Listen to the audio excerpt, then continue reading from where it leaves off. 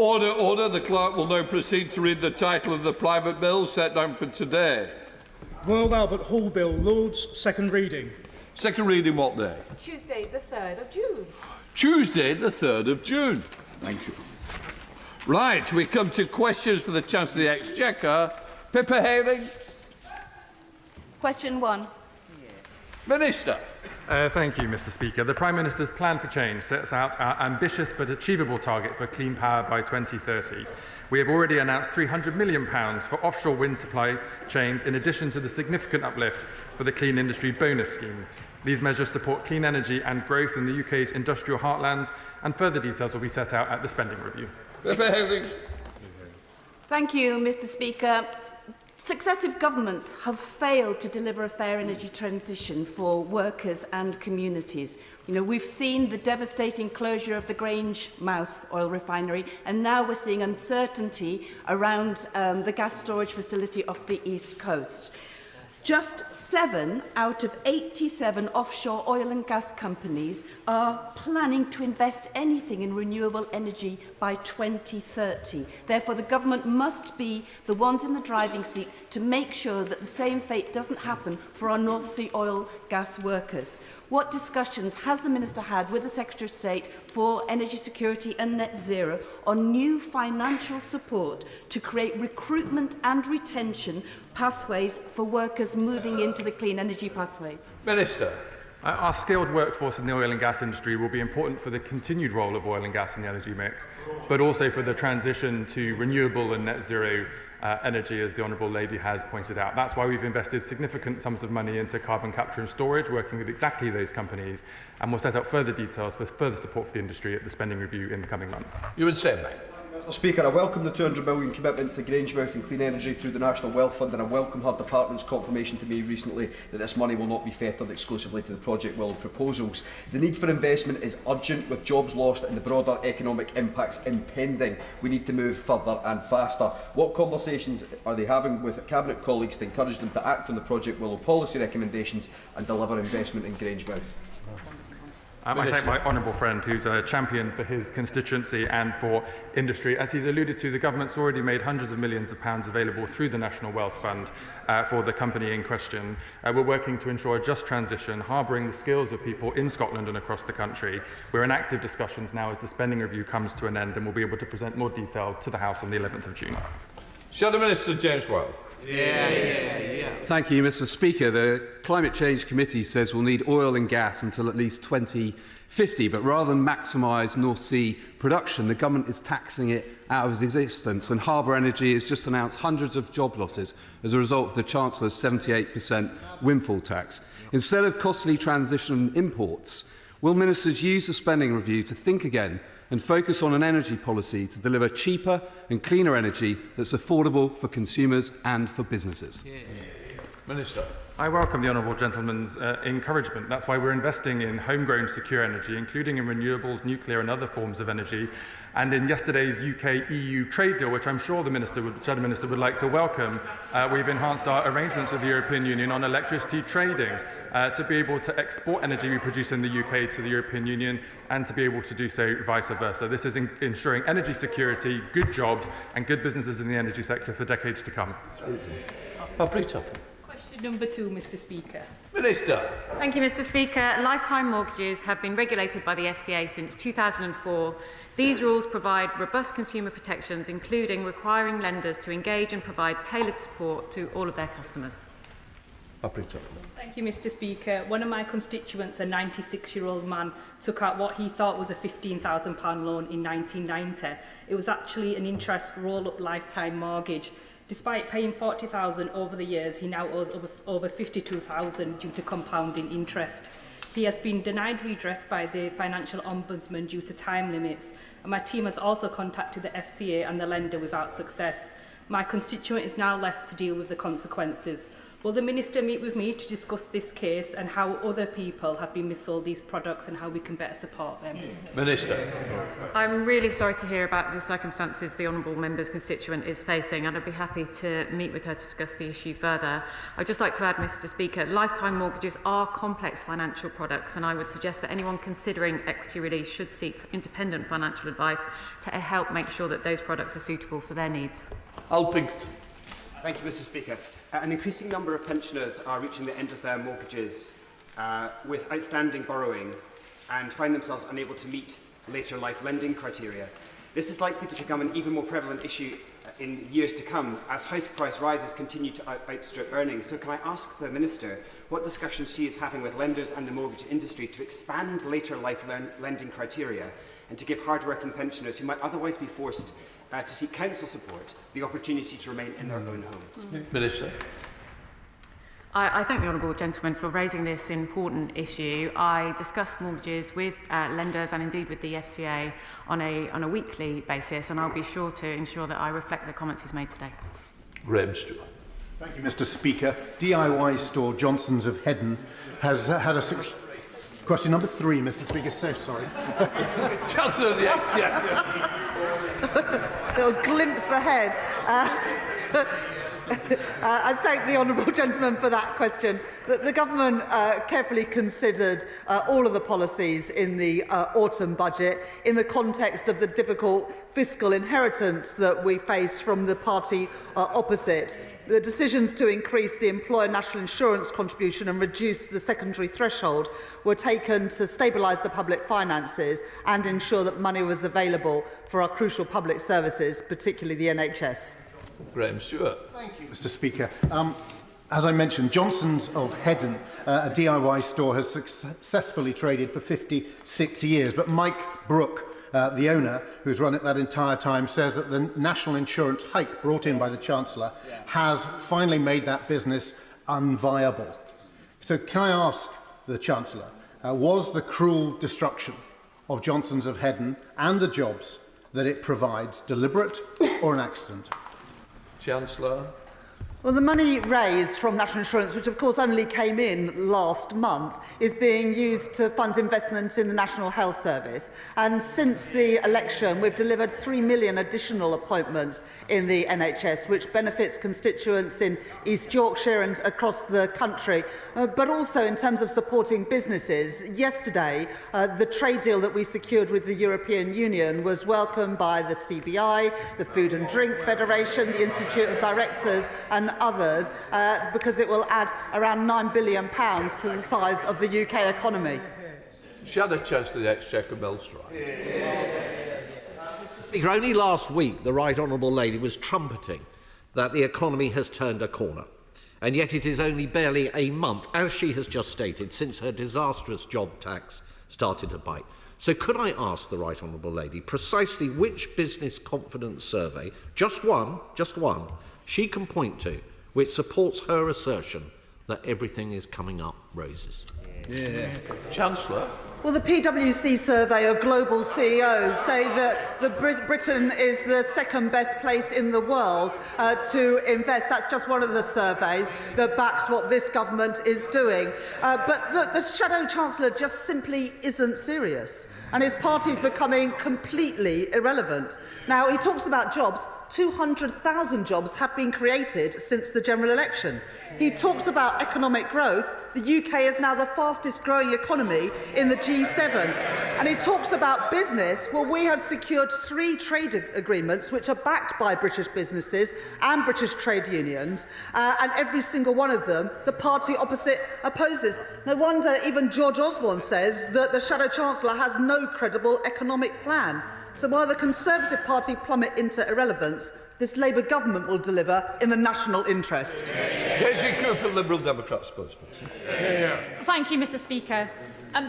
In the budget, the government reduced business rates relief, and that is really hitting small businesses hard. Under current plans, in the next financial year, we could face a situation where small independent businesses see their rates go up by 80% and chains see their business rates go down by 40%. I've shared that analysis with government ministers. Could the Chancellor please promise that she will personally look at this analysis to make sure that this, I think, unintended consequence doesn't come to pass, so independent businesses don't close, leaving even more of our high streets looking the same? No. Chancellor? The Honourable Lady will know that in the budget we extended business rate relief. It was due to end entirely by the plans we inherited from the party opposite, and at a cost of around £1.5 billion we were able to extend that business rates relief. And also, as the Honourable Lady will know, we are reforming how business rates work so that there is permanently lower rates for hospitality and retail sectors, particularly on our high streets. Lisa Smart. For Mr. Speaker. Chancellor. Thank you very much. With permission, Mr. Speaker, I would like to answer this question together with question number 12. In January, I announced a review of the Green Book to ensure that it is supporting fair, objective and transparent advice on public investment across the country. And I'm working closely with our mayors, particularly with Steve Rotherham, who has championed this issue.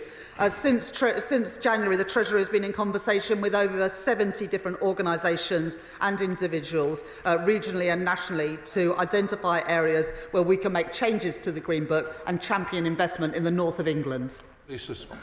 Very much, Mr. Speaker. Bear with me on this. The previous Conservative government didn't get absolutely everything wrong. They rightly identified that Treasury spending was a powerful tool to rebalance our economy in favour of areas like ours in the north of England. They then failed to deliver, and voters delivered their verdict at the ballot box. This government has the opportunity to really use this powerful tool and make sure regional disparities are not further entrenched when they're looking at the Green Book. What reassurance can the Chancellor give my constituents to make sure projects, whether it's repairing Stepping Hill Hospital or bringing tram train to Marple, get a fair crack of the Treasury spending whip? Chancellor.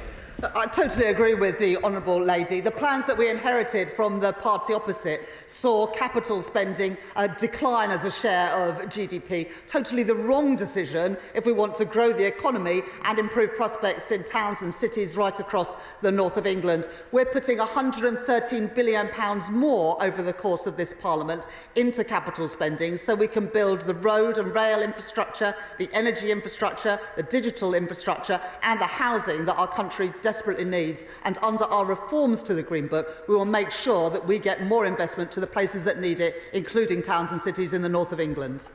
Marcus Campbell-Savers. Mr. Speaker, on Thursday I'm grateful to have secured an adjournment debate on the A66 road improvement project, a key transport link between Cumbria, the North East and North Yorkshire. Cumbria is a long way from Westminster, and many of us fear that the economic case for major projects is stacked in favour of the economically active South East.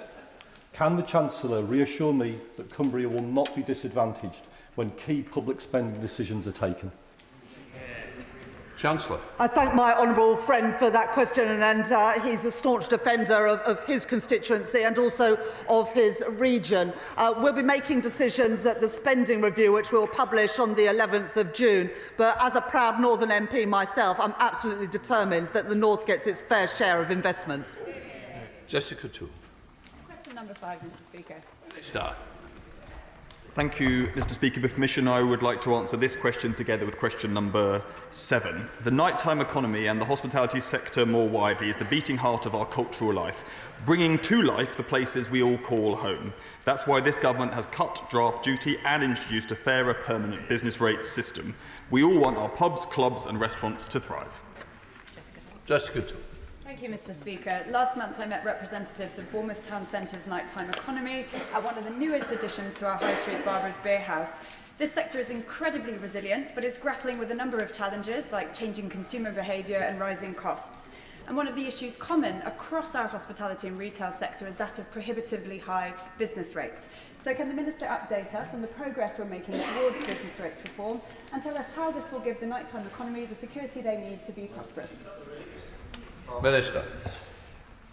I completely recognise the point the Honourable Lady is making. Last autumn, alongside announcing immediate support for retail, hospitality and leisure properties, the Government published a discussion paper setting out our priorities for wider reform. And I know the Exchequer Secretary has met with a wide range of businesses on this subject. We are delivering permanently lower business rates for these sectors, and we will announce further policy details at the budget in the autumn. Thank you, Mr. Speaker. The Kurzel in Southend, the site of the first theme park in Europe, and the Freight House in Rochford were once iconic venues in my community. Now, central to Southend and Rochford's nighttime economy, over the last 14 years, venues have been forced to close and heritage buildings have been left empty. So, what steps is the Minister taking, along with Cabinet colleagues, to protect the iconic heritage and cultural venues which are the backbone of our evening and local economies? Minister. Thank you, Mr. Speaker. I've missed out on the particular historical gems that the Honourable Member mentions, but my daughter is a big fan of Southend, so I obviously agree wholeheartedly with them. And because we agree with the Honourable Member, that is why last December this Government announced the largest round of the Community Ownership Fund, awarding £36 million to 85 projects right across the UK. In fact, I agree with the Honourable Member so much that my own office is in the rejuvenated Albert Hall in Swansea, which has previous incarnations as a cinema and a bingo venue and a music venue, but behaviour in that building is much better these days. Mr. Speaker, just a few weeks ago I held a round table in my constituency with UK hospitality and other hospitality businesses, hotels, nighttime economy businesses, pubs. It was just after the first national insurance rise payment, which means that those businesses have been devastated and are having fewer jobs, fewer apprentices and less investment. What they're worried about as they look to the future is whether the Chancellor will be raising taxes again in the coming months. So can the Minister assure my businesses that the Chancellor won't be coming back for more? Minister.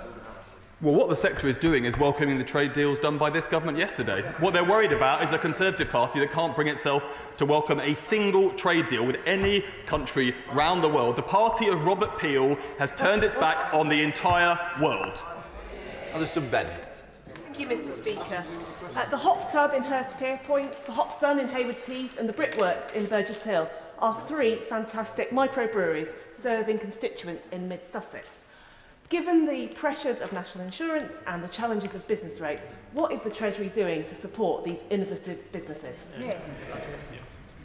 Minister. Thank you, Mr. Speaker. And I think everybody in this House enjoys the proliferation of microbreweries right around this country, and that's why this government is supporting draft beer and cider by knocking 1p off the price of a pint at the budget last year, because it is important we support not only our pubs but the brewers that produce the content that's sold in them. Thank you, Mr. Speaker. Sacha Lord, Labour's former nighttime economy advisor, says that it's tougher for the hospitality industry today than it was even during the pandemic. But the Chancellor is ignoring his advice and pushing ahead with a cocktail of costs which the Nighttime Association has called a death sentence for our pubs, our bars and our clubs. Can the Minister and the Chancellor not see that the future of the industry is fatally undermined by that anti-growth taxation? Minister. Well, what's anti-growth is the party opposite that sat over 15 long years of decline, completely unprecedented economic stagnation. Our job is to support the hospitality and leisure centre more generally. That's why we're reducing red tape through the cross-government licensing task force. It's why we're permanently cutting business rates, moving away from the year-by-year chaotic system put in place by the party opposite. And it's why we're engaging all the time with the Hospitality Sector Council. Question number 6, Mr. Speaker. Chancellor. Thank you, Mr. Speaker. The trade deal that we have secured with India adds around £5 billion to the UK economy. And the way that social security contributions work is that if somebody who works for an Indian business is posted to the UK, or indeed someone from a UK business is posted to India, they won't be paying two lots of social security contributions. So if you're paying into the Indian Provident Fund in India, you won't be paying national insurance insurance contributions here. And if you're paying national insurance contributions here, you wouldn't be paying into the Indian Provident Fund. On top of this, to come to the UK to work from India, you'll need to pay just over £3,000 in the NHS surcharge to be able to access those services, and £769 in visa fees, contributing to the UK Exchequer. Thank you, Mr. Speaker. I note that the Chancellor didn't actually address the point of the cost to the Exchequer of the Double Contributions Convention, which this government has agreed with India. Under that convention, Indian workers sent here by their employers on intra-company transfers cost more in taxes than British workers. But with this deal, this flips. And these Indian workers will be taxed less and cost less to employ than British rivals for doing the same jobs. This will not only cost the Treasury lost revenue, which she didn't admit just now, but displace British workers, suppress wages and increase immigration. So will the Chancellor commit now to monitoring the effects of this agreement, and if the data shows any of these things happening, promise to scrap this charter for immigration with India? Well, this deal is worth £5 billion to the UK economy, and it also benefits British workers being posted by their company to work in India. And the party opposite are now in an absurd situation where they oppose the US deal, they oppose the India deal, and they oppose the deal with the EU. The party opposite are simply not serious. And when it comes to the India deal, it reduces tariffs on Scotch whisky by more than half, bringing more good jobs, paying decent wages to the UK, and the party opposite seem to be against that. Chris MacDonald. Thank you, Mr. Speaker.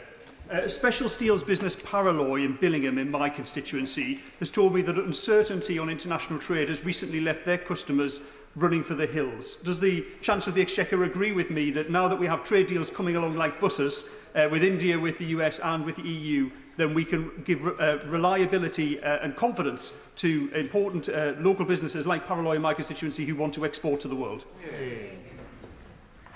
The steel sector is one of the sectors that particularly benefits from the trade deals that this government have secured, freeing ourselves of tariffs on steel going into the US, and indeed the deal that was secured with the EU yesterday means that we avoid tariffs on steel being sold into European markets, as well as now being exempt from the European CBAM scheme.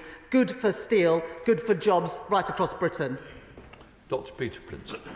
Number 8, please.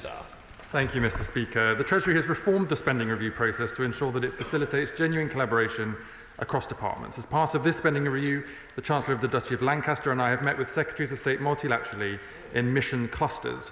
These clusters have brought departments together to agree cross-departmental priorities, increase transparency, reduce duplication and align spending with mission delivery across Whitehall, whilst learning every possible lesson of the failure of the Conservatives and making sure it's never repeated ever again. Dr. Peter Prince. Thank you. I'm grateful to the Minister for his answer. 9,000 UK medical graduates compete for postgraduate training with 15,000 overseas graduates, meaning that many of our own graduates simply cannot progress into higher professional training and either go abroad themselves or leave medicine.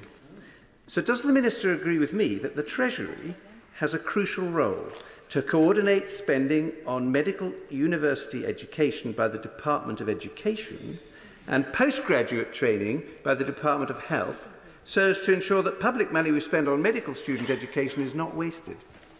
Minister. I thank my honourable friend for raising this important question. The government is committed to training the staff the NHS needs as part of our 10-year plan. International staff clearly play an important role in the mix of staff that we have, but we also want to create opportunities for people across the country to work in our National Health Service. That's why already, thanks to changes this government has made, we've been able to recruit over 1,500 additional GPs since October who would have otherwise not have been able to seek that type of employment. Sir Roger Gale. Mr. Speaker, while discussing the spending review, will the department get the Minister for Agriculture and the Energy Minister together into the same room, make sure that agriculture receives the funding that it needs, while energy is not being allowed to charge agriculture effectively for its loss of income? In other words, could she make sure that we're not robbing Peter to pay Paul? Minister. A meeting of that nature has already taken place as part of our mission-led approach to government. We continue to engage with the Department for Energy, and DEFRA, as he suggests, on these issues, and is exactly what we mean when we talk about cross-departmental collaboration. As he knows, further details will be set out in the spending review in due course. Under back. Chancellor. I was pleased to visit, along with my honourable friend, the 100th banking hub that was rolled out to Darwin just a few months ago, as also visiting Darwin Market, a thriving market in one of his local towns.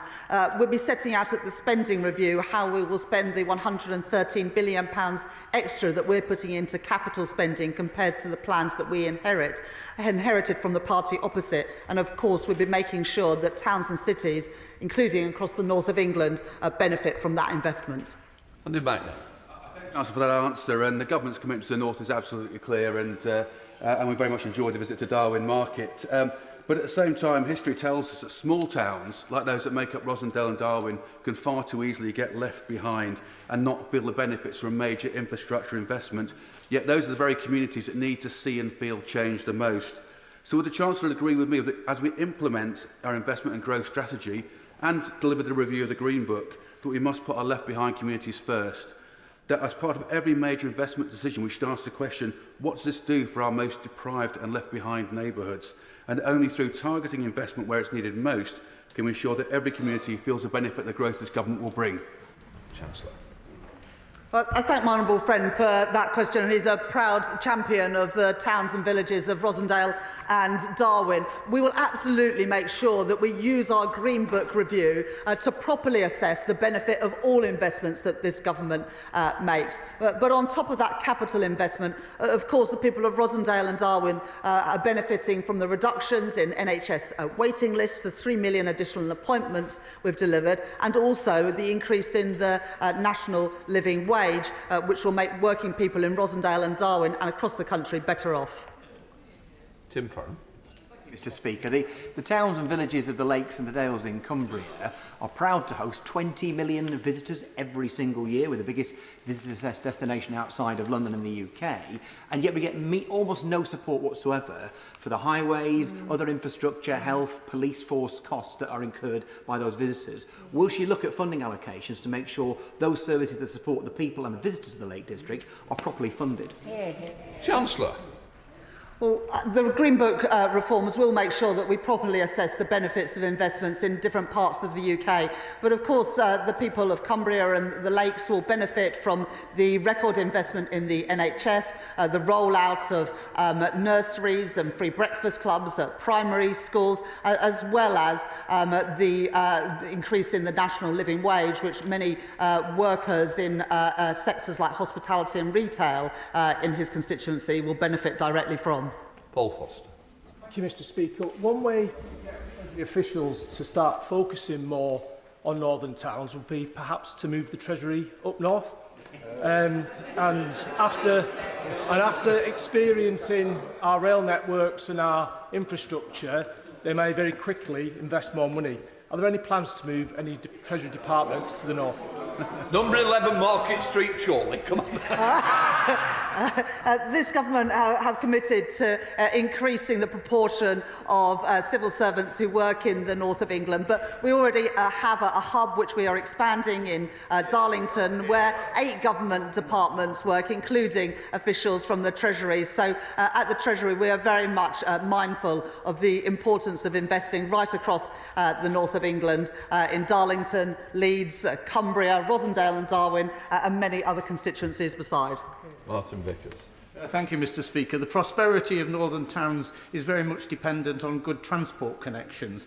So could the Chancellor ensure that national highways are adequately funded so that they could improve the access to the port and town of Immingham by improvements to the A180, and also ensure that the Department of Transport have got adequate funds to ensure the very modest amount they need to fund an extension of the King's Cross to Lincoln train service through to Grimsby and Cleethorpes? Chancellor. Well, I'll make sure that the Transport Secretary hears those requests. But the honourable gentleman knows that the investment we're putting in at British Steel, where we're increasing the number of jobs thereafter, saving that company, will make a massive difference to his constituents, as will the investment in renewable energy in the North Sea, particularly around Immingham and the local area, creating good jobs, paying decent wages in his constituency and in many others too. Patrick Hurley. Number 10, please, Mr. Speaker. Chancellor. I thank the honourable gentleman for that question, and and I'd like to answer this question together with questions 11 and 14. I know that my honourable friend is working closely with the local Labour council in Southport to regenerate the local town centre, and we'll make sure that this government backs him every step of the way. Patrick Hurley. Thank you, Mr. Speaker. Whether it's the Marine Lake Event Centre, the Enterprise Arcade or the New Market Quarter in my Southport constituency, my town has benefited from state-led investment in neighbourhoods and public realm. So can I ask the Chancellor if she agrees with me that investment policies of this sort are essential to driving economic growth in our regions and nations, and will help us to finally turn the page on the failed austerity policies of the party opposite? Chancellor. I absolutely agree, and that is why we reversed the decisions of the party opposite to cut capital spending and instead preserve that capital investment, which means we'll be spending £113 billion more on capital investment on road, rail, energy, homes and digital infrastructure than those plans that we inherited from the party opposite. But also day-to-day things like making sure we've got police on our streets, making sure that we're working with our mayors, including Mayor Steve Rotherham, to make sure that we get the investment into the places that most need it. Charles Athwell. Thank you, Mr. Speaker. Small businesses are the backbone of our economy. In Ilford South, we have many small businesses ranging from restaurants like Deli O'Deli, Mr. Bunt's Bakery, tea shops like My Chai, and local stores like Chopra's convenience stores. They make Ilford an amazing place to eat, shop and do business. Will the Chancellor join me in commending these local businesses who make the High Street the beating heart of Ilford South? And will she lay out what steps she's taking to support these entrepreneurs? Chancellor. I thank my honourable friend for that question. At the budget, we more than doubled the employment allowance to £10,500 to take many small businesses out of paying national insurance altogether. On corporate tax, we've maintained the small profits rate to help smaller businesses. And to help entrepreneurs to raise finance and grow, the government has extended the Enterprise Investment Scheme and the Venture Capital Trust Scheme. And I will very much add my words in supporting businesses right across Ilford and the work that you do, that my honourable friend does as an MP to champion those businesses. Jill Jarman. Thank you, Mr. Speaker. Clwyd North is a proud coastal constituency, home to a dedicated hospitality sector, many of them small businesses, including the recently opened Bobcat's Coffee, where young entrepreneur Bobby is an example to us all.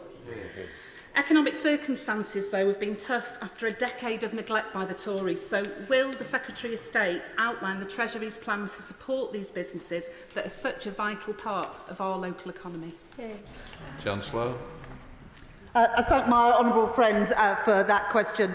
This government will introduce permanently lower rates for high street, retail, hospitality and leisure properties with rateable values below £500,000, and we'll be doing that from the next financial year to exactly support the sorts of businesses that my honourable friend champions. Thank you, Mr. Speaker, and I draw attention to my register of interests. Earlier this month, Harbour Energy announced that it would be cutting 25% of its onshore workforce, blaming the government's punitive fiscal position and challenging regulatory environment.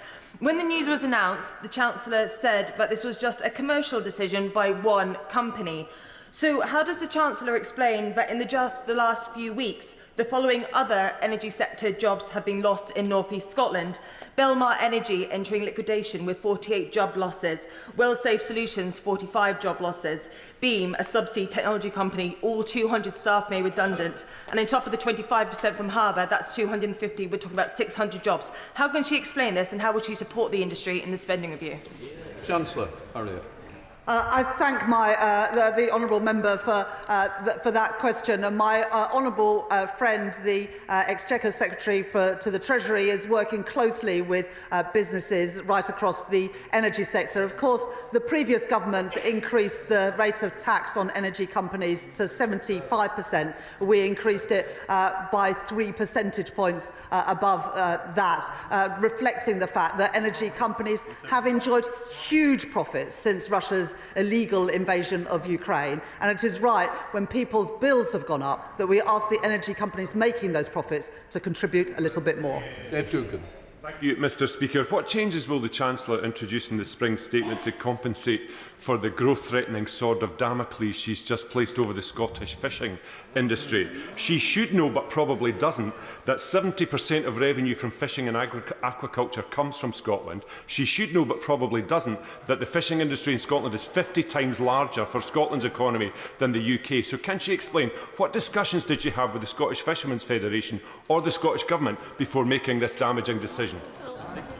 Well, I was very pleased that the Scottish Salmon Association welcomed the trade deal that we secured with the EU yesterday. And 70% of the fish that is caught in UK waters is sold into European markets. That will now benefit from the SPS deal that we have secured in that deal. We've rolled over the deal that the previous government secured, giving certainty to fishermen in Scotland and across the UK, made it easier for them to export into their European markets. We've ensured that we can now sell shellfish again into European markets, and we announced a £360 million package of measures to support coastal and fishing industries yesterday. The SNP are now in an absurd situation where they support reform and the Tories in opposing the deal with the EU.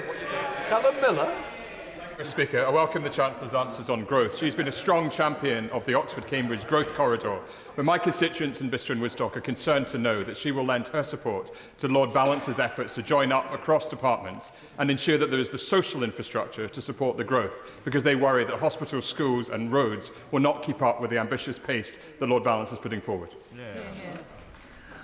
Well, thank the honourable gentleman for that question. It's very opportune because I'll be meeting Lord Valence this afternoon to discuss the work that he's taking forward on the Oxcam corridor to bring more good jobs, paying good wages to both Oxford, Cambridge, but also, crucially, the towns and cities in between. And some of the extra money that we're putting into capital investment will absolutely be going to support the huge growth opportunities in that part of the world. Shadow Minister Richard Butler.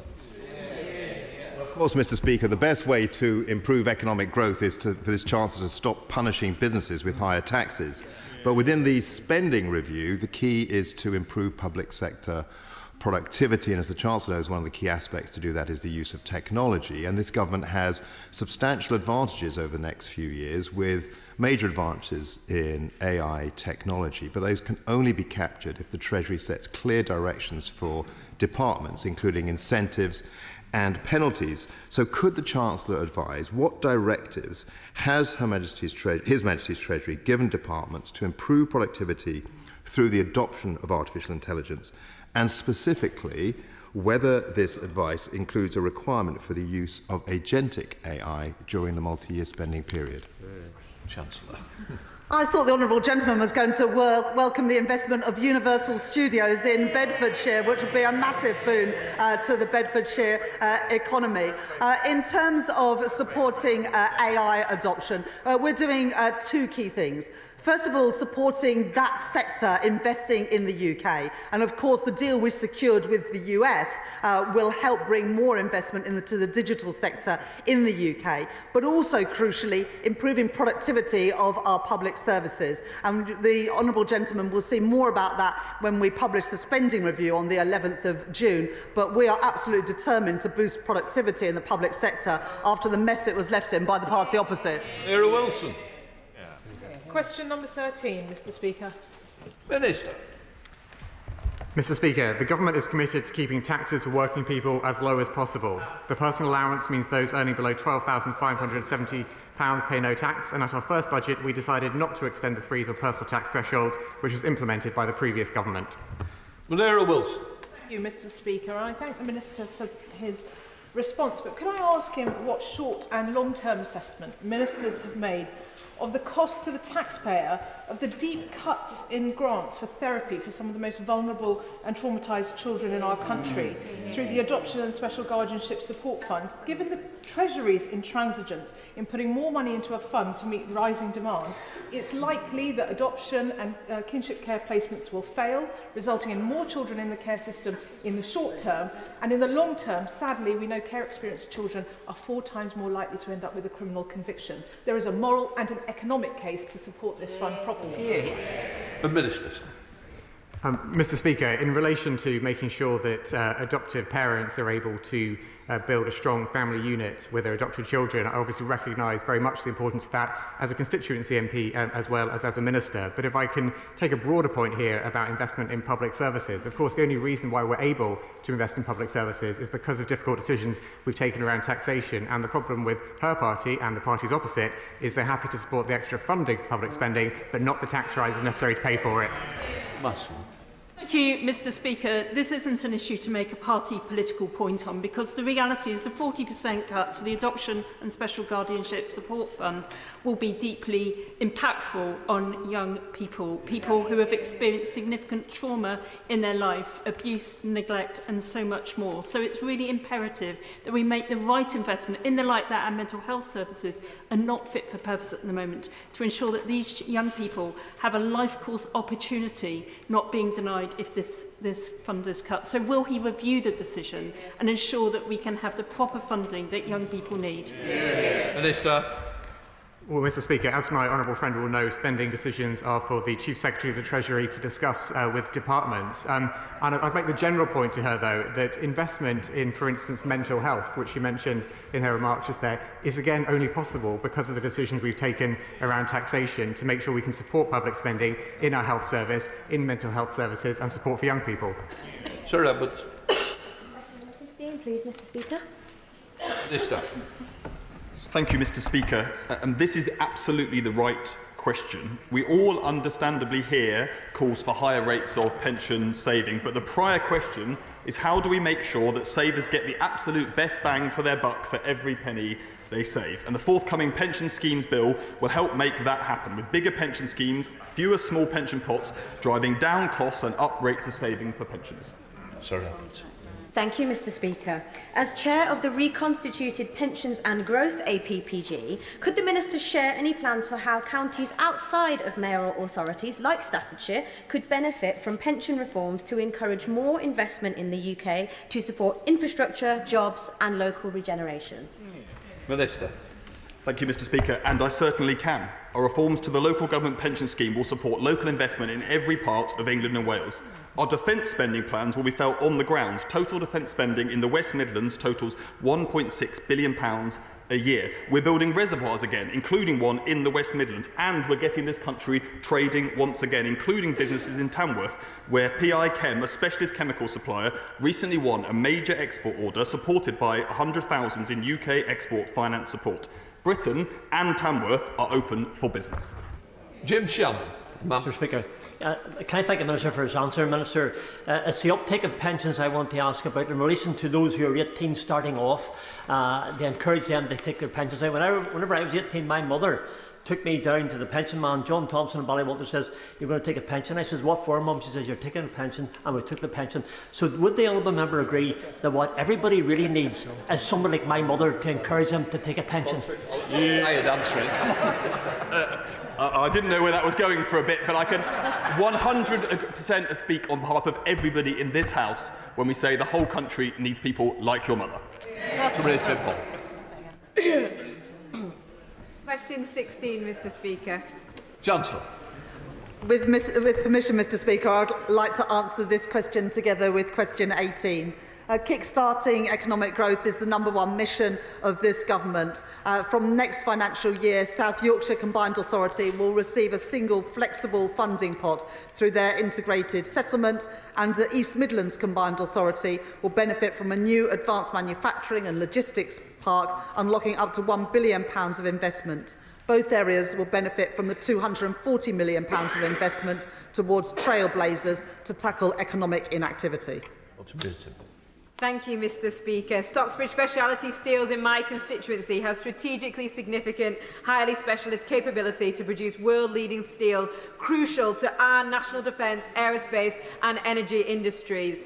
This site employs 650 people and has an excellent skills training centre. I welcome the government's £2.5 billion commitment for our UK steel industry. What discussions has the Chancellor had with the Department for Business and Trade to ensure the government will do everything they can to secure the British steel industry using our domestic steel assets productively, in particular for the Stocksbridge Speciality Steel site in my constituency?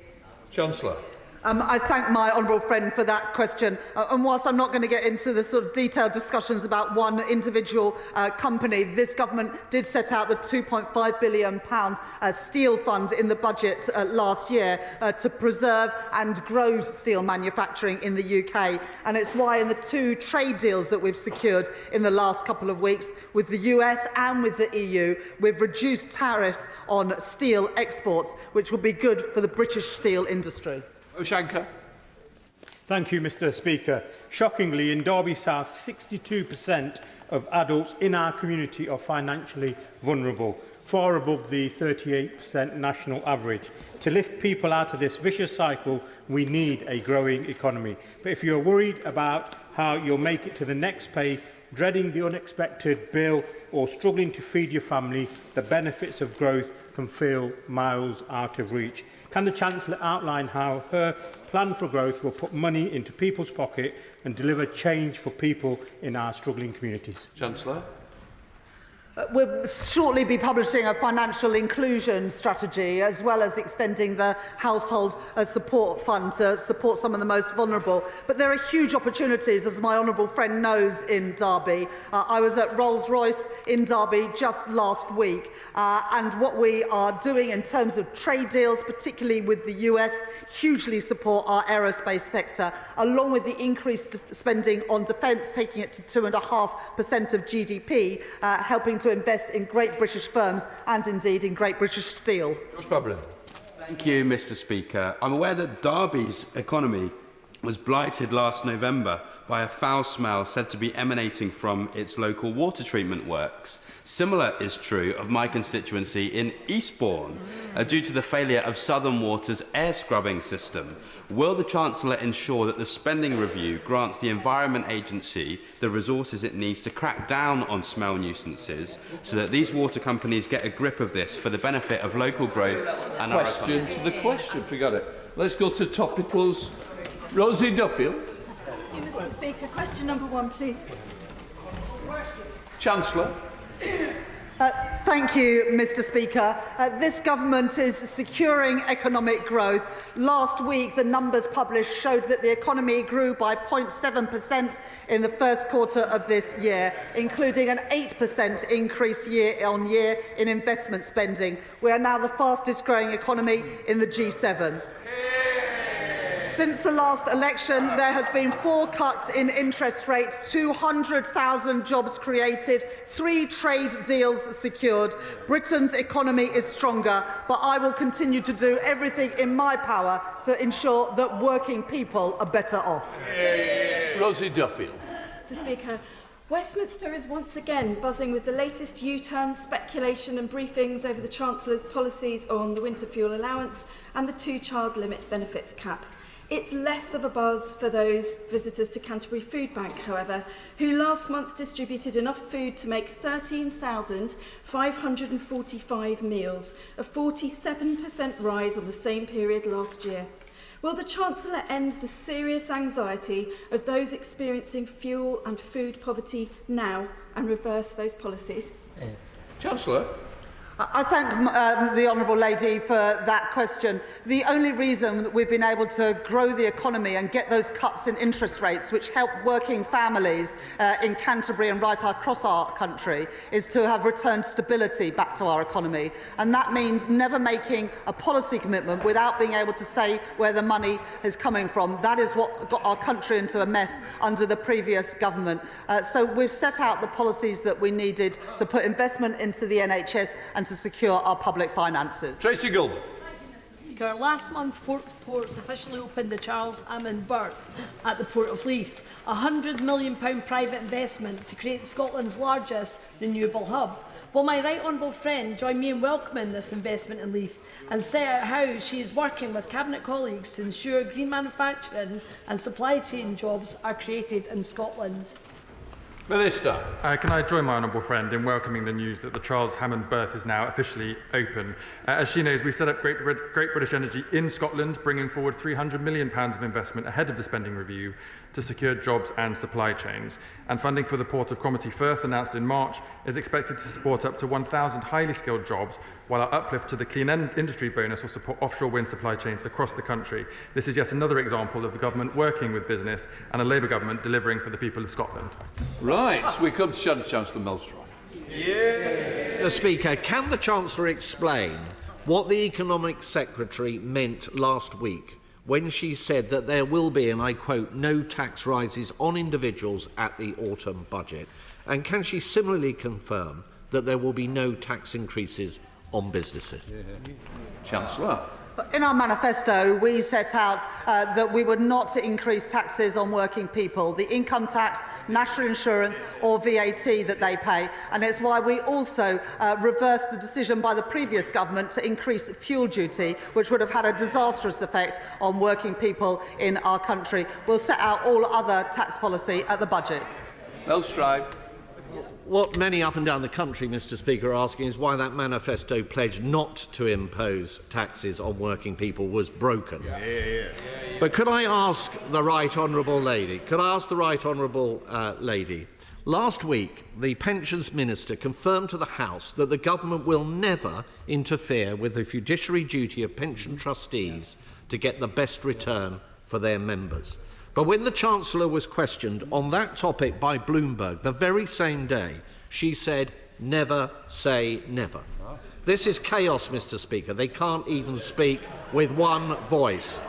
It is clear that the Right Honourable Lady and the Pensions Minister cannot both be right. So will she now put the record straight? Chancellor. Well, we've secured an agreement with the biggest pension companies to invest on a voluntary basis in UK unlisted equities and infrastructure. That's something that the party opposite never achieved. We're getting investment into British infrastructure and British businesses because that's the way to grow the economy and support working people. Serena Blackenridge.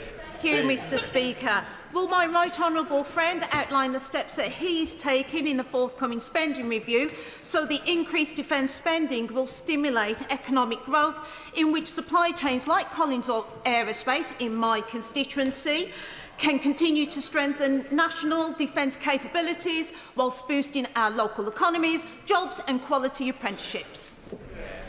Can I thank my honourable friend for her question? As she knows, the government is committed to increasing spending on defence to 2.5% of GDP, with an ambition to go further to 3% in the next Parliament when economic and fiscal conditions allow. As part of that increase in spending, we're making sure that UK companies and UK workers get the benefit, including in places like Wolverhampton, for apprenticeships, good jobs and good growth. Daisy Cooper, Liberal Democrat spokesperson. Thank you, Mr. Speaker. Yesterday, the Chancellor said that she understands the concerns that some people have about the limit at which the winter fuel payment is removed. In light of that, does the Chancellor now agree that restricting the eligibility so tightly was a mistake? Chancellor. As the Honourable Lady knows, when I became Chancellor last year, we inherited a £22 billion black hole in the public finances, not at some year in the future, but in the financial year that we were already 3 or 4 months into. It meant that we had to make difficult decisions and urgent decisions to put our public finances back on a firm footing, because unlike the party opposite, I will never play fast and loose with the public finances. Borough Council recently announced investment to reopen the iconic Grimwade building, which had been left vacant in our town centre for more than a decade. This local ambition matches the government's national initiatives, but challenges remain, however. So what steps are the government taking to go even further and reform the unfair business rate system for good? Minister. I thank my honourable friend for his question, and we are determined to go further and faster to reform business rates, and it's why we will publish an update paper in the summer. It's also why I'm very glad we can work with councils like Ipswich to make sure that we can turn around town centres after years of Conservative decline. Joshua Reynolds. With interest rates still high, what assessment has the Chancellor made of the number of homeowners going into mortgage arrears and the impact that is having on families right across the UK? We are in weekly touch with the FCA that regulates mortgages, but what we have seen under this government is 4 interest rate cuts since the election, which is bringing mortgage rates down for hard-working people across the country. Deirdre Costigan. Thank you, Mr. Speaker. Does the Chancellor agree that 4 interest rate cuts, 3 trade deals, 2 successive quarters of growth, and almost 1% of growth announced last week show our plan for change is working? And does she agree? And does she agree that it is now essential that this House supports the government's planning and infrastructure bill and other efforts to boost growth and put money in the pockets of my constituents in Ealing Southall? Chancellor. I very much agree with my honourable friend, but what is truly extraordinary is that the Conservatives, Reform and the SNP have voted against the planning and infrastructure bill or abstained and don't support any of the trade deals that we secured, which will support working people in our country. Lisa Smart. Thank you very much, Mr. Speaker. My Hazel Grove constituents are content to pay their fair share of tax, but they're understandably disappointed when HMRC overcharges them and then ghosts them. Gail from Romley is a foster carer who was owed a tax repayment. She repeatedly contacted HMRC over a 9-month period, but it was only when my superstar casework team got involved did she get a £1,200 rebate. What assurance can ministers give my constituents that HMRC is adequately resourced to give them the support they need to pay their fair share of tax? Minister.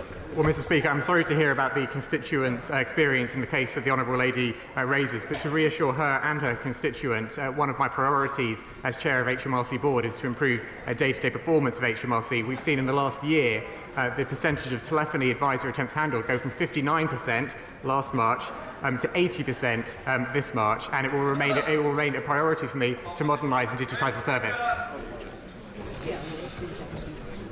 Mr. The European Emissions Trading Scheme has a carbon price 50% higher than the UK's price. What assessment has the Chancellor made of the impact of joining this scheme will have on inflation in this country? Chancellor. Well, as my honourable friend knows, sometimes the UK carbon price has been higher, but sometimes it's been lower than the carbon price in the EU. But what this deal will ensure is a bigger market, which on average brings prices down. We're confident that the deal secured yesterday will bring more good jobs and will bring down bills for consumers. Minister.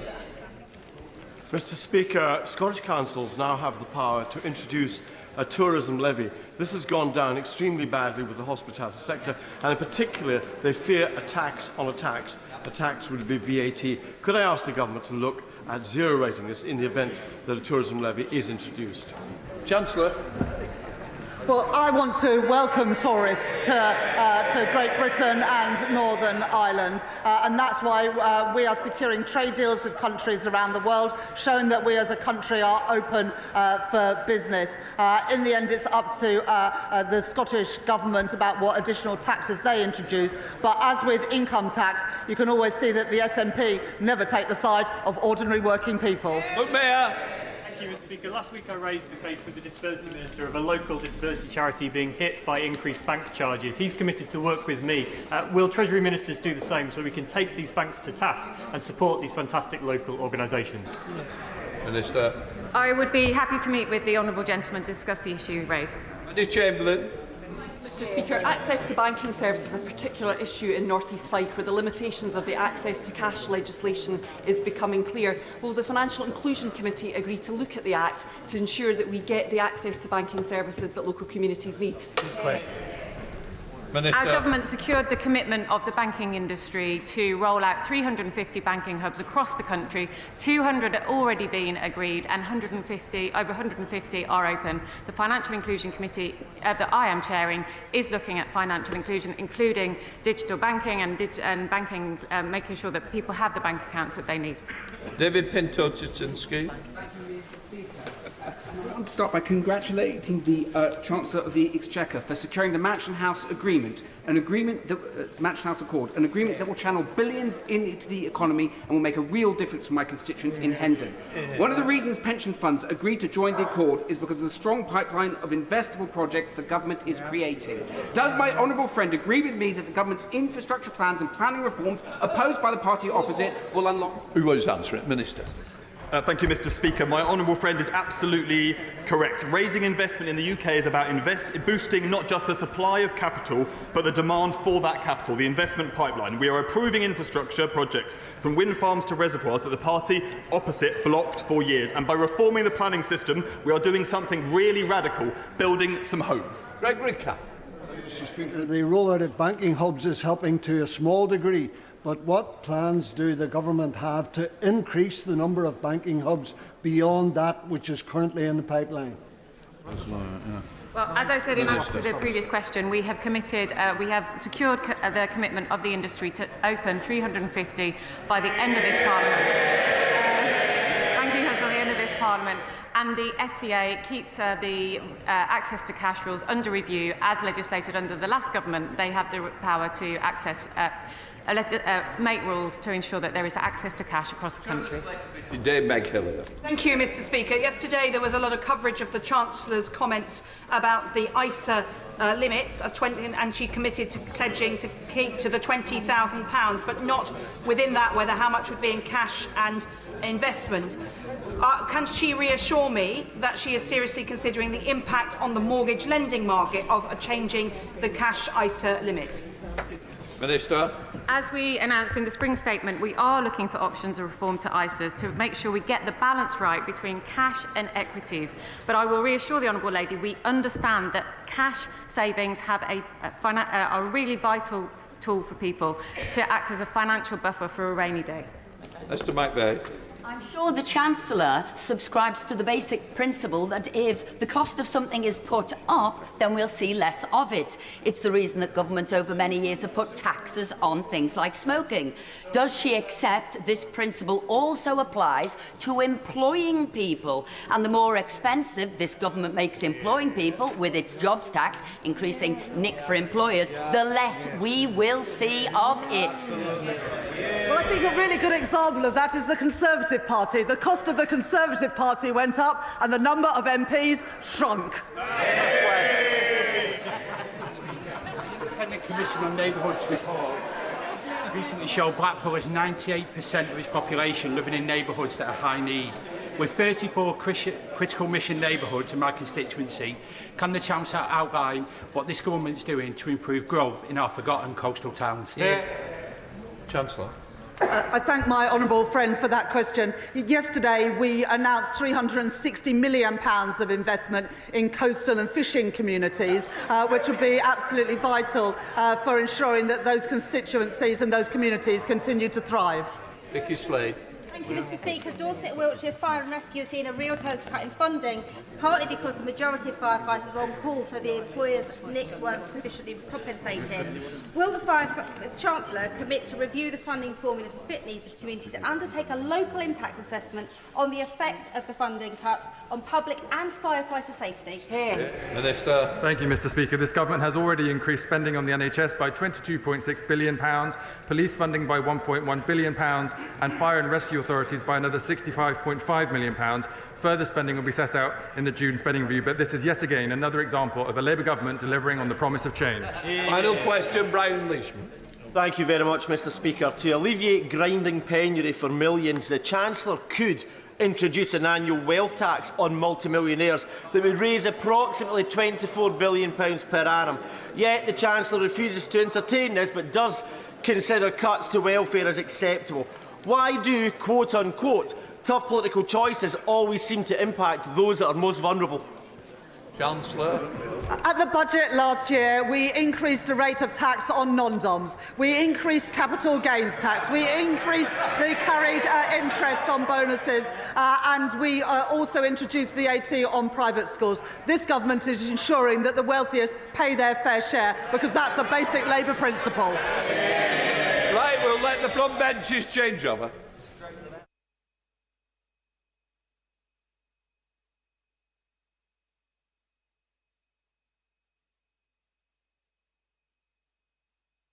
Now come to the statement from the Prime Minister, EU trade oral statement.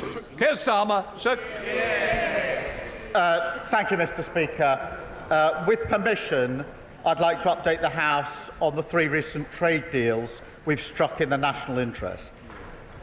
But first, Mr Speaker, I'd like to say something about the horrific situation in Gaza, where the level of suffering, innocent children being bombed again, is utterly intolerable. Mr Speaker, over the weekend we coordinated a response with our allies, as set out in my statement with President Macron and Prime Minister Carney last night. And I want to put on record today that we're horrified by the escalation from Israel. We repeat our demand for a ceasefire as the only way to free the hostages. We repeat our opposition to settlements in the West Bank. And we repeat our demand to massively scale up humanitarian assistance into Gaza. The recent announcement that Israel will allow a basic quantity of food into Gaza, a basic quantity, is totally and utterly inadequate. So we must coordinate our response, because this war has gone on for far too long. We cannot allow the people of Gaza to starve, and the Foreign Secretary will come to the House shortly to set out our response in detail. Mr Speaker, let me turn now to the 3 deals this government has struck. The principles we took into the negotiations are clear and simple. Does it drive down bills? Does it drive up jobs? Does it strengthen our borders? And in each case, the answer is resoundingly yes. These deals release us from the tired arguments of the past and, as an independent sovereign nation, allow us to seize the opportunities of the future. A clear message sent across the globe that Britain is back on the world stage. Mr Speaker, a trade deal with the world's fastest growing economy, India, cutting tariffs for British industries, a huge boost for our whisky and gin distilleries.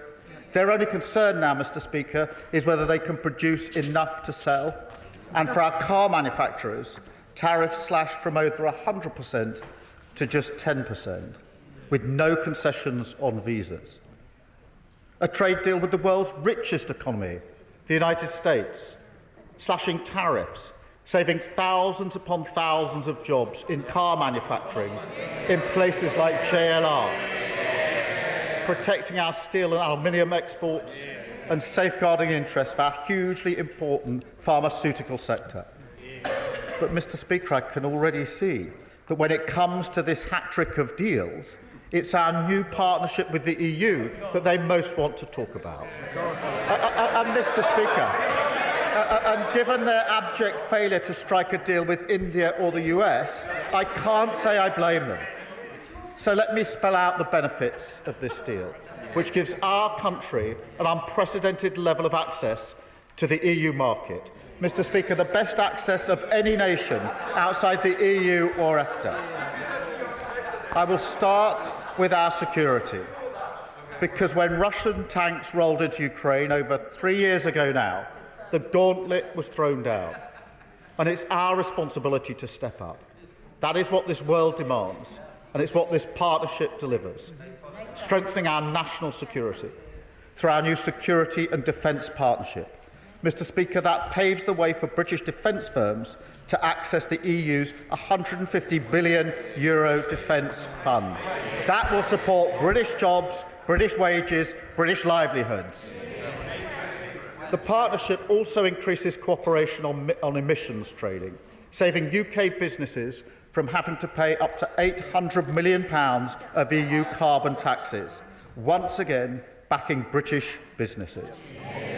The deal will drive down bills with increased cooperation on energy, because the agreement negotiated by the party opposite left us with a more expensive way of working with our neighbours, a needless rupture despite our grids being connected by underseas cables. This partnership brings those systems together again, benefiting British bill payers and boosting clean British power in the North Sea. Mr. Speaker, it also strengthens our borders, because again the previous deal left a huge gap, weakened our ability to work together to tackle illegal migration, the ultimate cross-border challenge. This partnership closes that gap, including joint work on returns, preventing channel crossings and working upstream in key source and transit countries, cooperating along the whole migration route to strengthen our hand in the fight against the vile smuggling gangs. It boosts our cooperation on law enforcement, Mr. Speaker, combating terrorism and serious organised crime, with closer operational work with agencies like Europol and better sharing of intelligence and data, including, for the first time, facial imaging. Mr. Speaker, it helps British holidaymakers because they will be able to use e-gates when they travel to Europe, ending those huge queues to passport control. And it delivers for our young people because we're now on a path towards a controlled youth experience scheme with firm caps on numbers and visa controls. A relationship we have with so many countries around the world, some actually even set up by the party opposite.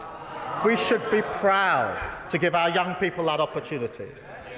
And Mr. Speaker, not for the first time, this government has delivered for Britain's steel industry, protecting our steel exports from new EU tariffs, backing our steel sector to the hilt. But last but certainly not least, Mr. Speaker, we have a new SBS deal, as promised in our manifesto, that will cut the price of the weekly shop, more money in the pockets of working people, less red tape for our exporters, no more lorry drivers queuing for 16 hours at the border with rotting food in the back, no more needless checks, the inevitable consequence of their policies that made it so much harder to trade, even within our own market, between Great Britain and Northern Ireland. And, Mr. Speaker, that means that British goods that have long been off the menu in Europe can regain their true place, including shellfish, hugely important in Cornwall, Devon and Scotland. Because, Mr. Speaker, not only does our deal on fish provide stability, with no increase in the amount that EU vessels can catch in British waters, it also provides a new SBS agreement which slashes costs and red tape for our exports into the European market. We sell 70% of our seafood into that market. It is a huge opportunity which our £360 million investment in British fisheries will now look to export. Mr. Speaker, the reaction to this deal from business has been absolutely clear. Mr. Speaker, I know you're a stickler for time. I don't have time to run through the list of supportive quotes from businesses. But this... Fine. All right. But this new partnership... It was great. Well, Mr. Speaker, this new partnership has been backed. This isn't the full list. The Federation of Small Businesses, the CBI, the Richest Retail Consortium, Asda, Morrison's, Salmon Scotland, the Food and Drink Foundation, the British Chamber of Commerce, Ryanair, Vodafone, producers of meat, foil and poultry, and on it goes. And I wonder whether that long list of businesses coming out to support this deal will temper the reaction of the Leader of the Opposition in her response. But then again, for weeks now, she's been dismissive of the benefits of any trade deal, in defiance, frankly, of her party's history.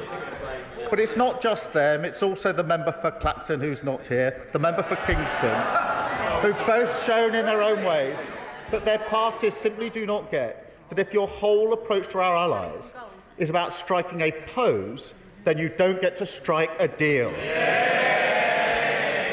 And, Mr. Speaker, what that means in a world like ours, where deals are ever more the currency of security and justice, is that you don't get to make a difference and you don't get to deliver for Britain. That is what this partnership means.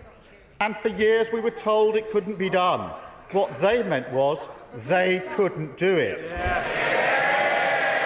We were told that a deal with the US or India was impossible. What they meant was impossible for them. We were told that a choice must be made between the US and the EU. What they meant was they couldn't do a deal with both. Mr. Speaker, this government can and this government will, because we stay in the room, we fight for the national interest and we put the British people first. That is what these deals represent, a signal that we're back on the world stage, a global champion of free trade, playing our historic role on European security.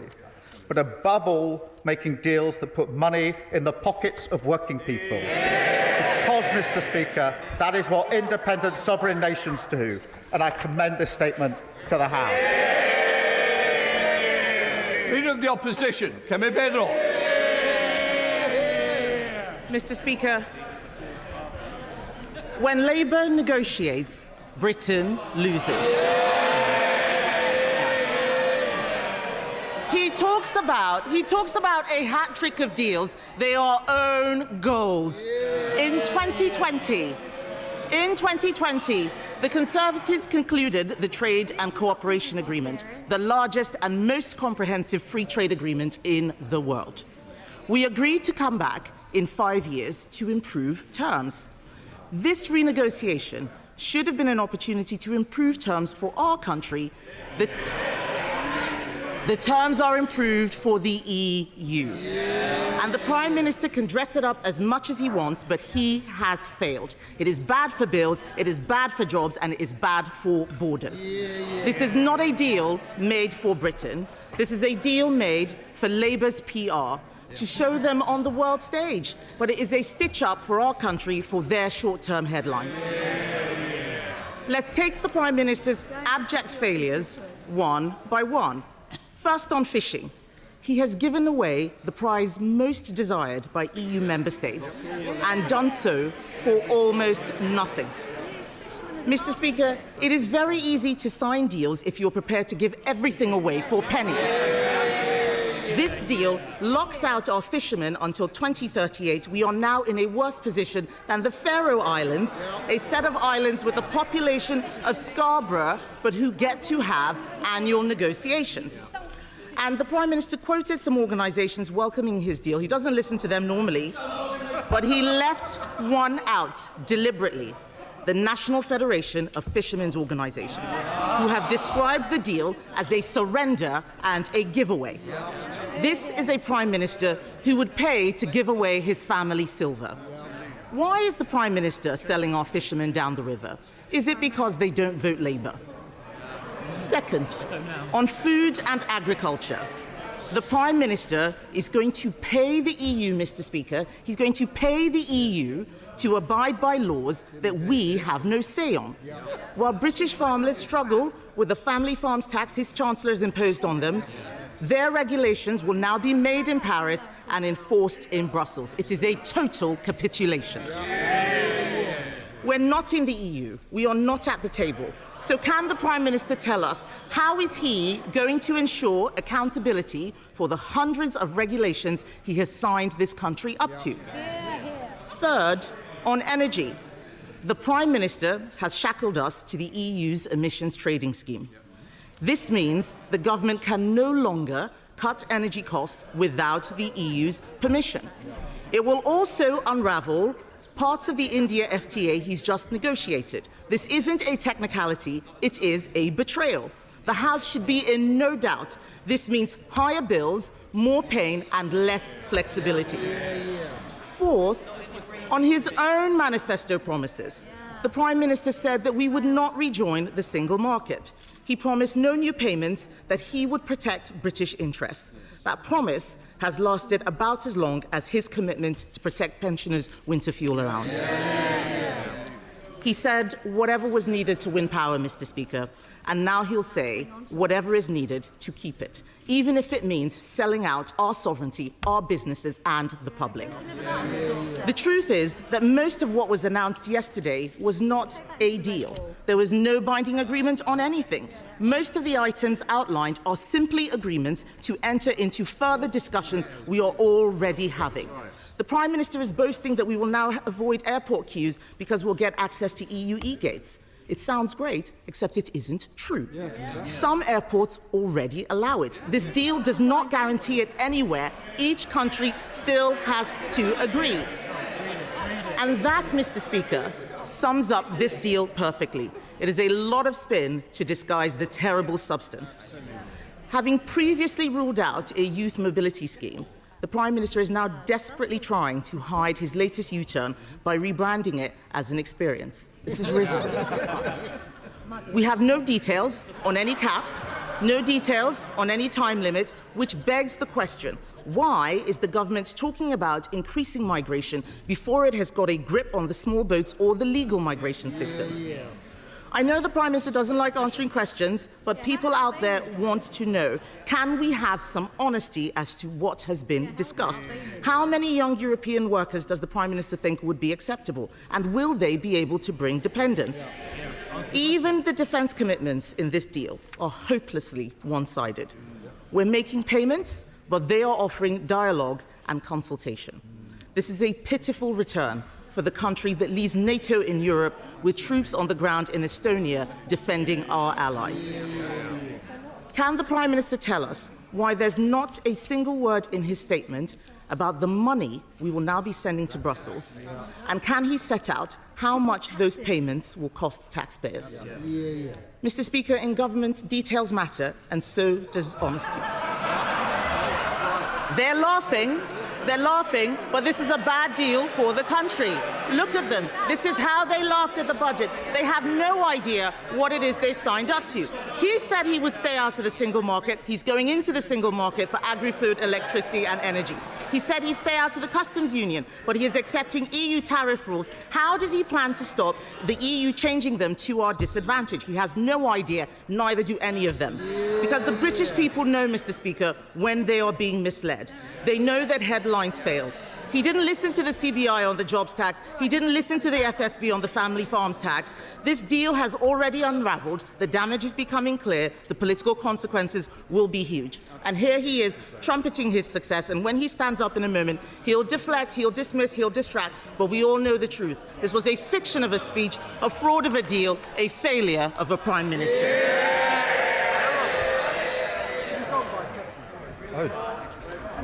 Oh dear.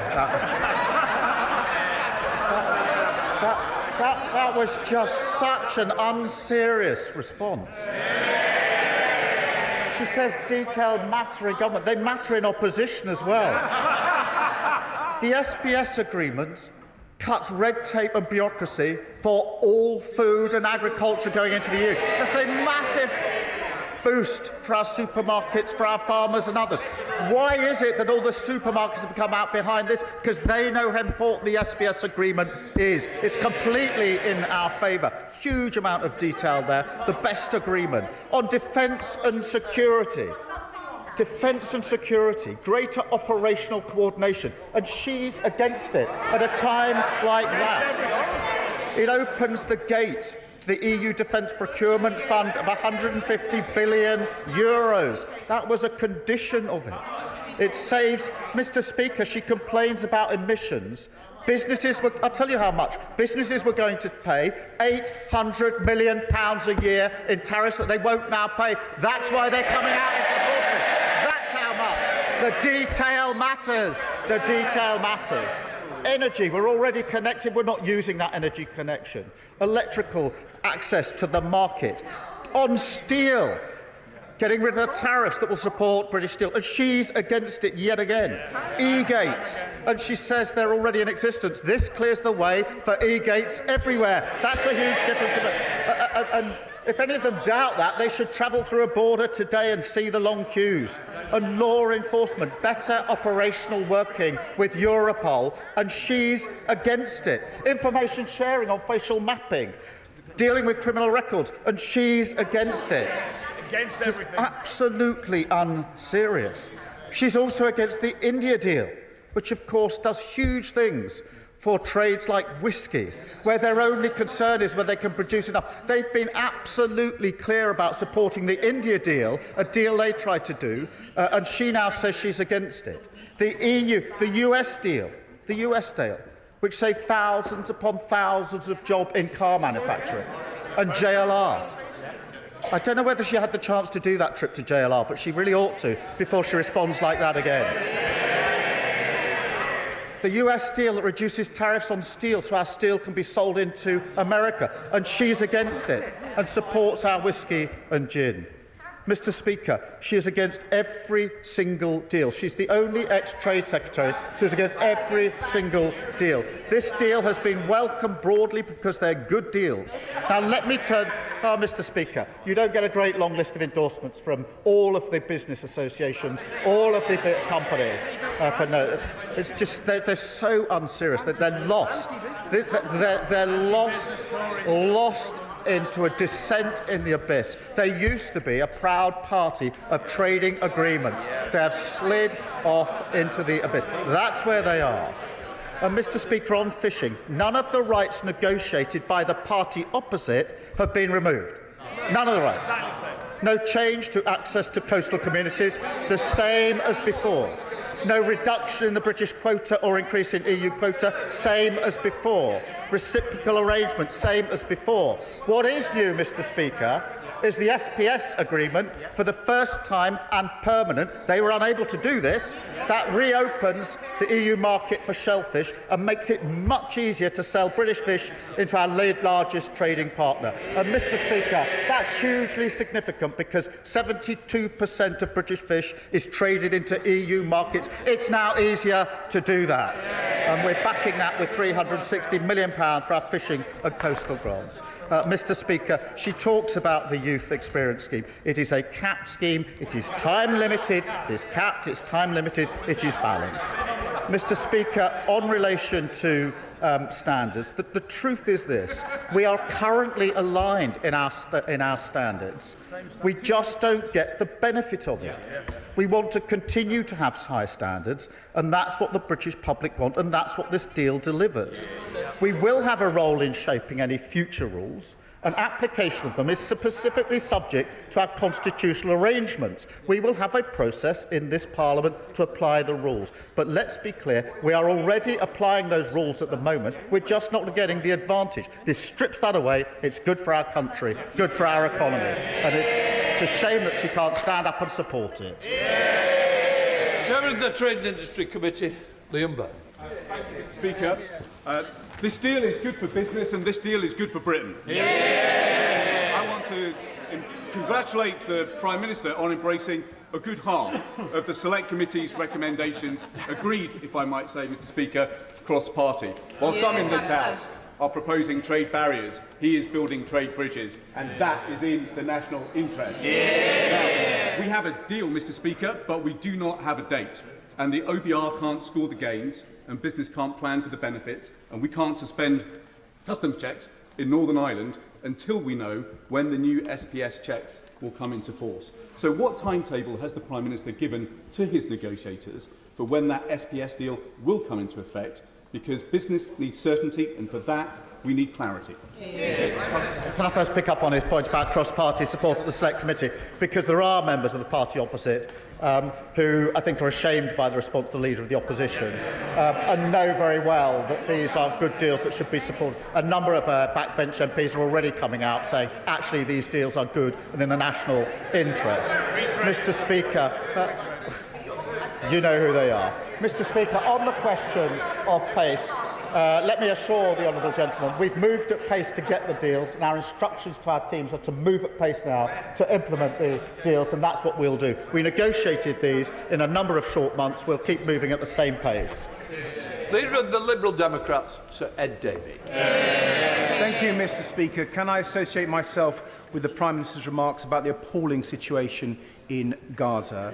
And when he's working with our French and Canadian colleagues to put pressure on Netanyahu, will he consider, with the French, having a formal recognition of the state of Palestine?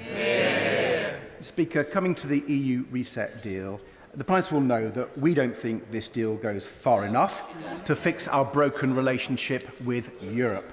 But there are many parts that we do welcome. We have long been arguing for an agri-food deal to help British farmers export to Europe.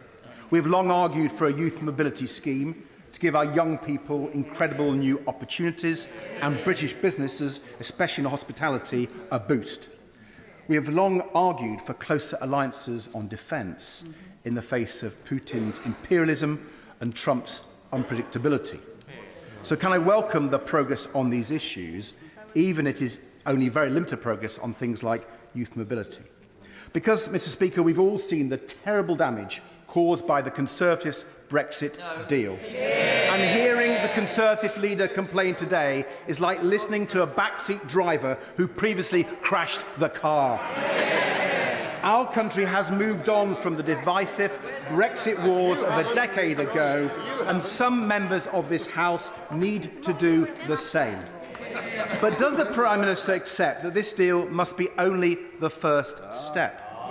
And we must be far more ambitious in strengthening our economic and security ties with our nearest neighbours. We believe that a bespoke customs union is a key part of that. Not turning back to the past, but forming a new partnership that serves our national interest. I know the Prime Minister once made that a red line, but he will accept that the world has changed since then. So will he open negotiations on a customs union to get a better deal for Britain? Mr. Speaker, a trade deal to dwarf all other trade deals. Well, Mr. Speaker, on his question of first step, it is intended that this is the beginning of a process to complete on what we've already agreed, but also to have annual summits so that we can take our cooperation and coordination further step by step, and we will do that whilst keeping to the red lines that we had in our manifesto. On the question of a customs union, the problem with his proposal, as I know he knows, is that we've just struck the deal with India. We've just struck a deal with the US. If we now undo that good work, we undo all the benefits of those two deals. And for JLR and car manufacturers, this is the here and now of their jobs at the moment. And that is why we had our red lines and we've kept to those red lines. I'm not prepared to rip up the benefits that we've negotiated in these deals. Chair of the Foreign Affairs Select Committee. Thank you very much, Mr. Speaker. Can I begin by thanking the Prime Minister for what he has said about Gaza? It couldn't be clearer, the message that he's sending to the far-right government of Netanyahu, and it should have the unanimous support of this House. It is essentially, this must stop. Turning to the grown-up EU deal, which comes hard on the heels of the two other trade agreements that have been agreed recently, the government is rightly confident that these deals will be popular and that they will provide great benefits to our country. So can I ask the Prime Minister this? Why not take this opportunity to fix a glaring hole in our democracy and simply put those agreements to the vote? To allow them to be scrutinised by this place, I can assure him they will be passed. Well, Mr. Speaker, as she knows, there's a process for implementing any agreement. All of these will require legislation, and therefore they'll go through the House on that basis. Sir Bernard. Thank you, Mr. Speaker. Can I just point out to the Prime Minister that nothing can undo the fact that 17.5 million people voted leave. And they voted to take back control of our laws and to stop paying money to the EU. And that was a considerably larger vote than the 9.7 million who voted Labour at the last election. And now he is submitting to EU regulations without any control, and he is giving money, starting to pay money back to the European Union. He's giving up control over our laws and restoring payments to the European Union. He will pay a bitter political price for this betrayal. Mr. Speaker, he knows full well that we had a red line about not rejoining the EU, no single market, no customs union, no freedom of movement. We were told it was impossible to negotiate a better deal with the EU with those red lines. We've just done it. We've also showed that we are outside the EU because he will appreciate that having a deal with India and the US is inconsistent with membership of the EU. Could be no better evidence that we're not going back into the EU, nor are these negotiations on that basis. I know he understands that very, very well. I'm surprised at the way he puts his question. As for control of the borders, honestly, it went from quadrupling net migration after Brexit to nearly 1 million. That wasn't controlling our borders. It was a complete lack of control on the other side. Mr. Speaker, on the question of payments, I do think it's important to appreciate that we've achieved unprecedented access to EU markets without the budgetary payments of member states. That is an incredible achievement. The only payment under the SPS agreement are administrative costs to support the relevant costs of implementing and administering the scheme. For schemes and payments where it's in our national interest, we will negotiate proportionate contributions, as already happens under the deal negotiated by them, for example, in relation to R&D and into Horizon. He knows all that very well. Dave McHillier, Chair of the Finance Committee. Thank you, Mr. Speaker. Mr. Speaker, I congratulate the Prime Minister on this achievement on top of 2 great trade deals. This is also important if we're trying to deliver growth in the economy. And could he outline what he thinks the 2 or 3 main gains are in short order to boost the economy so we can build that public spending that we so badly need? Well said. Well, Mr. Speaker, the way we've approached it is the question of bringing our bills down, which is why the SPS agreement is so important, protecting and driving up jobs, which is why both the EU, the India and the US agreements are so important, particularly for car manufacturing, but equally for pharmaceuticals, which are protected under our agreement. But, Mr. Speaker, there's a bigger picture here. These are 3 individual trade deals, but what they've done taken together is to show that other countries want to do deals with the UK now in a way that they didn't before. Esther McBain. With youth unemployment higher in Europe, in countries like France, Spain, Portugal and Sweden, I can see why the EU pushed for a youth mobility scheme to help get their youth unemployment figures down. So can the Prime Minister tell the House what impact assessment he has done on his youth scheme for youth unemployment for young Brits, particularly white working class boys who suffer the most? And can he tell the House today the cap he has put on numbers for people coming into the UK? If he can't, this is a bitter betrayal of British youth. Mr. Speaker, this provides young people in the United Kingdom the opportunity to work, to study and to travel in Europe. It is going to be a capped scheme of limited duration and with visas, something, again, everybody said we couldn't negotiate. We have negotiated. And in relation to her question about what we're doing for young people in this country, she should look to the Trailblazer schemes that we set up that are helping young people back into work. Noah Law. Will the Prime Minister join me in inviting members opposite to celebrate the restoration of access to our British shellfishers and the reduction in frictions on the 70% of our British seafood that's exported to the EU, and encourage members opposite to get out there and help us deploy the £360 million of fishing and coastal community funding that we have unlocked? Well, I thank him for his question. Under their deal, shellfish was locked out. shellfish can now be sold back into the market, hugely important for places like Cornwall. That's why their response to this is so unserious and so un-Tory, if I may say so. Sir Oldie.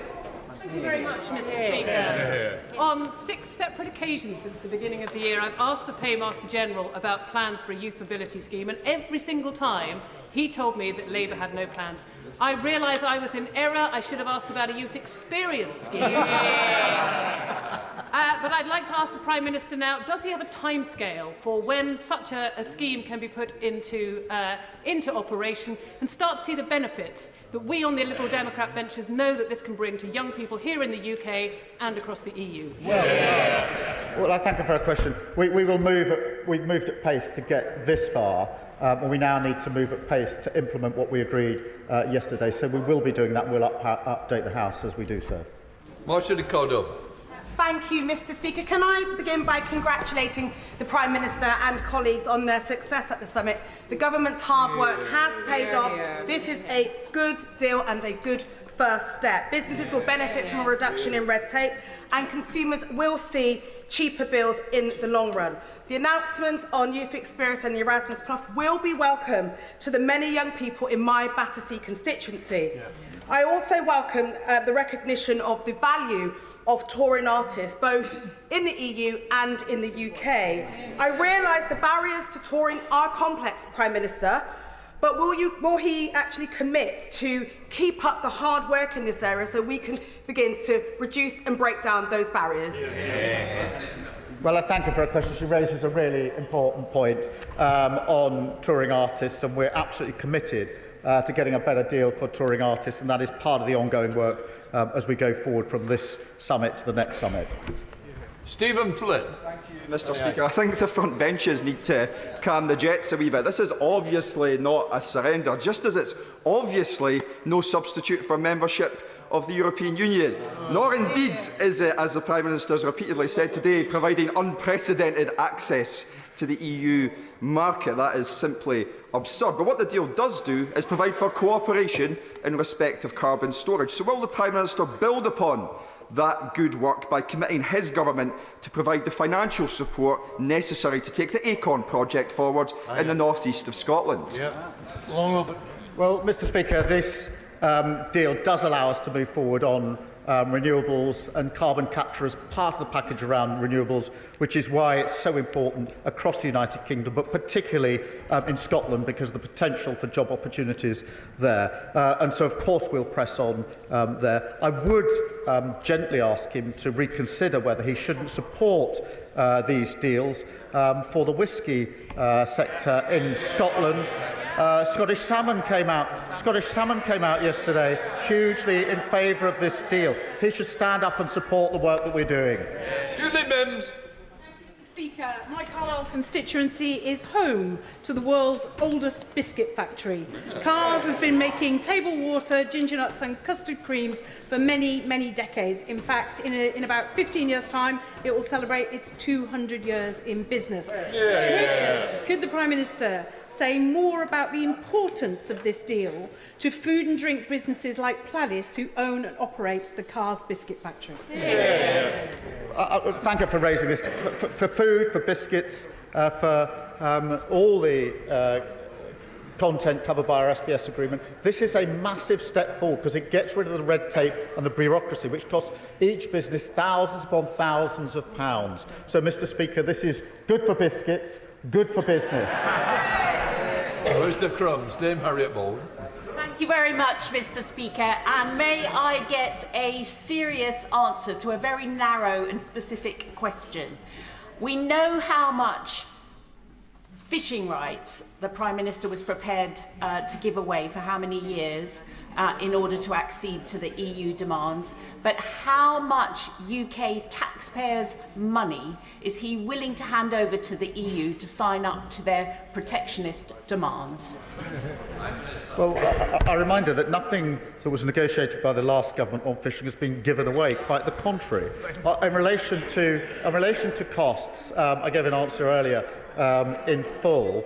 which is we are not paying into the EU budget in the way that EU members do. And that's why this unprecedented access is so important.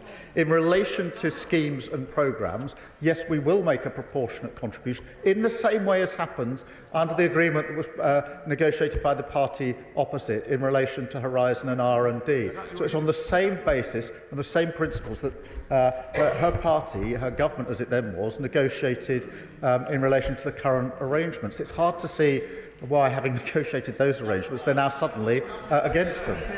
Matthew Patrick. Thank you, Mr. Speaker.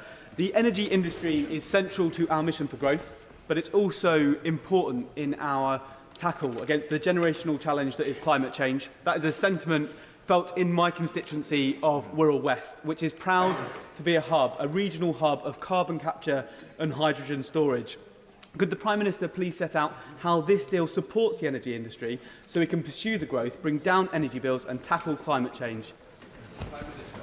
Well, it does so in two ways. Firstly, it makes permanent the energy chapter in the current deal, and then it goes beyond that, Mr. Speaker, to allow us to cooperate and coordinate more closely on energy. We do have the ability already for connection on energy. We're now able to take better advantage of it. Gavin Roberts. Mr. Speaker, the Prime Minister will recognise that successive governments and successive parliaments have caused unnecessary and at times intolerable damage to our union. So we can recognise the reduction of some checks on some issues. But can he explain to this House why, if the animals and their products that are able to come to Northern Ireland now free of checks are suitable, why is the European Union still intent on banning the very veterinary medicines that those animals take? If standards are the same in the United Kingdom and the European Union, and this Parliament has already decided that the CE markings will be retained, why are products and manufactured goods not part of this arrangement? And will he confirm to this Parliament that it is his intention as Prime Minister to rid Northern Ireland of the Windsor framework and get rid of the barriers within our union? Well, can I thank him for his question? As he will know, the SPS agreement that we have negotiated is good for Northern Ireland because it means that the current SPS agreement for Northern Ireland now is complemented by and comes up against the agreement for the UK as a whole, and that will be a huge step forward for Northern Ireland, which I know he cares about and others care about and I care about. And it is amongst the advantages of the SPS deal that we have struck. On the question of vet meds, I do understand the issue and we're working to resolve the particular problem that he has set out, and he's right to do so, but we're working to resolve that. I think we're in a better position to resolve it by cooperating and coordinating with the EU, which is what we are doing. On the Windsor framework, it is important that we implement the agreements that we have in place, because the blunt truth is nobody will make further agreements with a country that walks away from the agreements they've already put in place. Matt Doodle. Thank you, Mr. Speaker. The last Tory government left the British people at the back of the European queue. That was true for exporters, for farmers, for businesses, but most obviously for my constituents it was true when they stood and watched other nations skip through the e-gates at airports while they waited for hours. Because of it, holidaymakers in East Renfrewshire are eager to spend more time at the poolside and less time at passport control. Can he confirm when he expects to see the benefits of those arrangements around the use of e-gates? Well, I thank him for his question. The arrangement we got to yesterday with the EU is an absolute clarity that there's no impediment to e-gates, which means that we can now work with member states to get them in place as quickly as possible. And we've already started our work with them to get the e-gates through. We've now cleared the barrier, we're now getting on with it. For very, very years, we've had queues because of their bad deal, so pipe down. France. Thank you, Mr. Speaker. The most pernicious part of this deal is dynamic alignment, by which we become an automatic rule taker from the European Union. Labour have been briefing journalists. We have an opt-out from that. I've read the document in detail. We don't. And besides, the ECJ is the ultimate arbiter in a dispute. It is, so the EU will always win. Why, Prime Minister, when the British people voted peacefully and democratically to leave the European Union, have you surrendered that right and made us a rule taker to the EU once again? I'd forgotten about some of the nonsense that's spouted. Just on the question of how the rules are made, they will go through a parliamentary process in this House. In this House. We are already aligned. We are in alignment. We are just not getting the benefit of it. This gives us the benefit which will be counted in the business jobs and bills that we can deal with this. And in relation to an independent arbiter, there's independent arbitration where there's disputes in this agreement. Look, they all know this. Every trade deal has an arbitration clause to deal with the settlement of disputes. All trade deals have that, including all the trade deals that they have negotiated. On the question of the ECJ, if there's an issue of European law that needs to be referred by the independent arbitrators to the court, they then give a ruling on the interpretation. It passes back to the arbitrators to make the final decision. That is how trade deals work. But I do understand their new policy. Their new policy is against any trade deals. That's never been the Conservative Party policy before, but it's good that we've got clarity now. Lizzie Collins. Thank you, Mr. Speaker. This deal is very, very welcome, particularly for my farmers in Morecambe and Loonsdale. But, Mr. Speaker, as a young person, I benefited from a year in New Zealand and a year in Spain. Can the Prime Minister assure me that he'll do everything he can to ensure that other young Brits get the same opportunities that I did? Thank you. Well, Mr. Speaker, I do want young people in this country to have the opportunity under the scheme to work, to travel and to involve themselves in volunteering and other activities in Europe.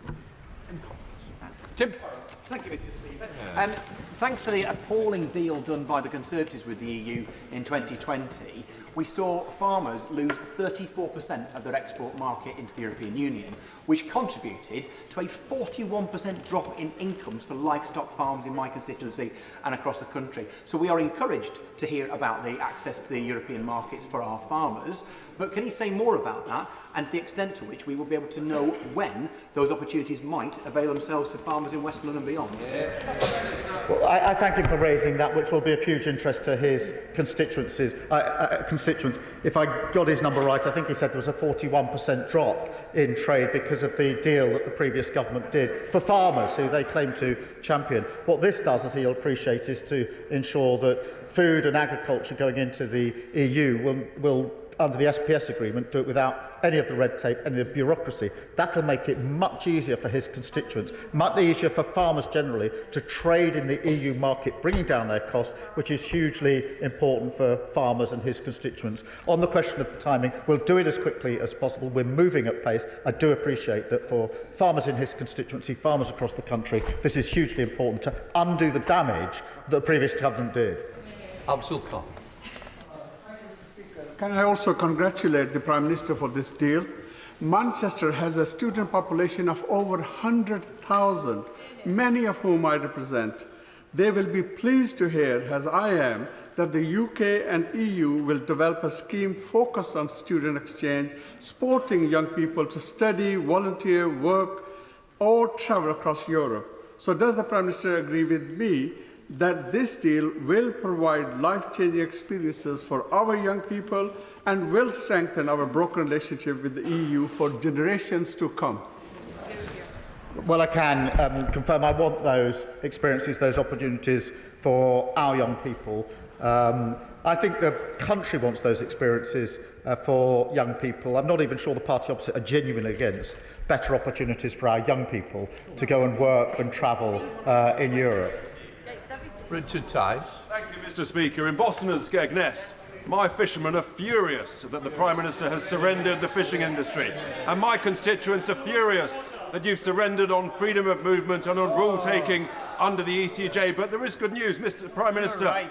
Do you accept that you've also surrendered the jobs of many of your backbench MPs of the next general election to reform? Well, I'll happily explain to his constituents the huge benefits of these deals measured in jobs that will be saved, jobs that can now thrive, bills that will come down. And it is really important for our economy that we have these deals. That is in the interest of his constituents. It's in the interest of the whole country. Gregor Boynton. Thank you, Mr. Speaker. When it comes to evaluating the merits of the deal, who would the Prime Minister suggest my Livingston constituents listen to? Should it be the Scottish Chamber of Commerce, the NFU Scotland, or Scottish Salmon, all who have welcomed the deal? Or should they listen to John Swinney, who's lining up with the leader of the decision and the member for Clacton, and a desperate misguided event to try and create a constitutional grievance? A deal for which the Deputy First Minister has called important progress. Well, I was surprised to see the SNP First Minister line up with Reform and the Leader of the Opposition against a deal which has been welcomed by Scotland Salmon. Welcomed by Scotland Salmon, huge exporter from Scotland, because they know it's good for their business. But that's a pretty small and miserable club for the SNP to be in. Sir Julian. If the Prime Minister is right that our food standards are already in alignment with those of the EU, why could we not have negotiated the deal on the basis of mutual recognition of those standards, as other countries have done, rather than open ourselves up to having to alter our standards in line with whatever the EU may decide to change in the future? That's a very good question he should put to Boris Johnson. I'm sorry, Scott Arthur. Scott Arthur. Thank you, Mr. Speaker. Thank you, Mr. Speaker. I absolutely welcome this deal. It puts us on the map as an outward-looking nation again. And above all, I think the benefits it brings young people in Edinburgh South West are absolutely worth noting. We know also that it's going to bring lower bills for people shopping for food and also people buying energy right across the UK. So based on that, can you really understand why SNP is uniting with Reform and the Conservatives to take this isolationist approach when it comes to international trade? Well, I do think it's really hard to fathom, and I do hope they reconsider their position, because lining up against better trade, better business opportunities for Scotland is not in Scotland's interest. To be lining up with Reform is not a place that I would expect them to be, but that's where they are. Luke Taylor. Thank you, Mr. Speaker. I would like to start by saying I admire the Prime Minister's faith that this may well end the tired arguments of the past, although on the display of today I think we need to end the tired party of the past to my right before that's the case. A generation of young people have missed out on the opportunities offered by the Erasmus scheme due to the disastrous Brexit deal negotiated by the Conservatives. We're encouraged by the words in the deal about the Erasmus scheme, but what's the timescale for offering that opportunity to our young people once again? Well, Mr. Speaker, I should say I don't think the party opposite need any help in retiring from the national stage. They're well on their way. In relation to Erasmus, obviously it's important the way we've negotiated this in relation to the balanced approach we will take. As with other aspects, we do want to move ahead on what we've negotiated as quickly as we can. We've moved at speed to get this far, and the instruction from both sides is to move at speed on the other elements. Philip Rees.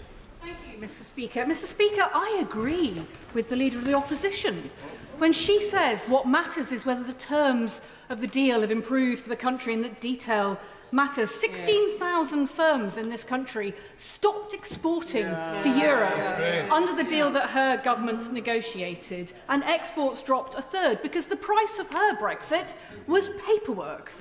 Under this deal, this government is getting rid of the very much hated export health certificate, which is worth an extra £200 on every single consignment. So this government's deal will help business. Her government's deal hurt business. But can the Prime Minister confirm that as part of reviewing the charges at the border, he will also look at the Tories' hated border operating model so we can really get business moving? Well, Mr. Speaker, she puts her finger on it, because under their deal there was huge bureaucracy, huge red tape, huge cost to businesses. The reason businesses have come out to support this in huge numbers is because they know this deal is going to make life better for them, it's going to improve their business opportunities and drive our economy forward. Alfred Blunt. Thank you, Mr. Speaker. I asked the Prime Minister on the 7th of May to reassure the House that he would not hand over hard-won controls over UK fishing waters in backroom deals with Brussels. In reply, he said a better deal can be had. Does he agree that EU access to our waters until 2038 is only a better deal for Brussels and nothing short of a betrayal of British coastal communities? Mr. Speaker, the deal we've struck makes it easier for fishermen to sell into the EU market. 72% of their fish is sold into the EU market. Until we came along with the SPS agreement, which is permanent, they had to put up with the red tape and bureaucracy, the added cost, which the party opposite negotiated with disastrous consequences. This makes it easier for them to sell their fish into the market, which is hugely important to them. And on shellfish, which was banned by the party opposite, the doors open again, they can sell into the market. Hugely important. Mr. Speaker, may I put on the record my thanks to the Prime Minister and the Paymaster General for this landmark first step in the government's reset with the European Union. As the government removes barriers to trade, what further information can the Prime Minister share with the House about how the deal will bring down the cost of living, including for my Bolton West constituents? Well, Mr. Speaker, I would point him to the endorsements from the very many supermarkets yesterday who made precisely that point, which will allow them now to lower the price of goods and food on their shelves. That's good for them and their businesses, it's good for working people, and it massively helps with the cost of living. Liz Supple. These incremental improvements are welcome as we begin to move on from some of the illusions of Brexit, that we had all this and far, far more 10 years ago. The Prime Minister once argued, and we quote, "We should retain the benefits of the single market." Given his recent tendency to dismiss the views of others, what would he say to his younger self? Mr. Speaker, I think last week I was overly rude, and I apologise. I do respect the honourable member. She raises a serious point. We're now outside of the EU. We had red lines in our manifesto on the single market. We've kept those red lines and delivered a very good deal with it. Clive Efford. Mr. Speaker, can I congratulate my right honourable friend on securing this deal? But is the agreement with me that the attitude displayed by their party opposite betrays a fundamental dislike and mistrust of all things European, which makes them totally inadequate for accepting any sort of deal whatsoever with the EU? And can he confirm that no matter where you do an international trade deal, whether it's through WTO rules or with Europe, there is always an arbitration system, whether it's this deal or any other? Mr. Speaker, I thank him for his question. I don't think they're just against all things European, because they say they're against the India deal as well.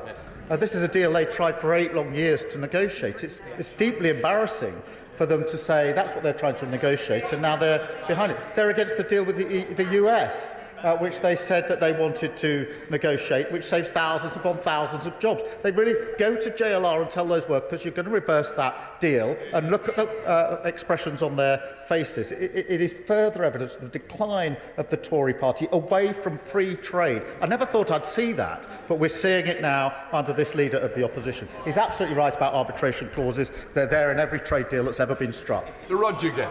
Thank you, Mr. Speaker. I don't want to be dog in the manger, but the Prime Minister's statement appears to me to be very strong on self-congratulation and very short on detail. Now, I know he doesn't like answering detailed questions, but the response that he gave to my right honourable friend, the member for the New Forest, was quite simply unacceptable.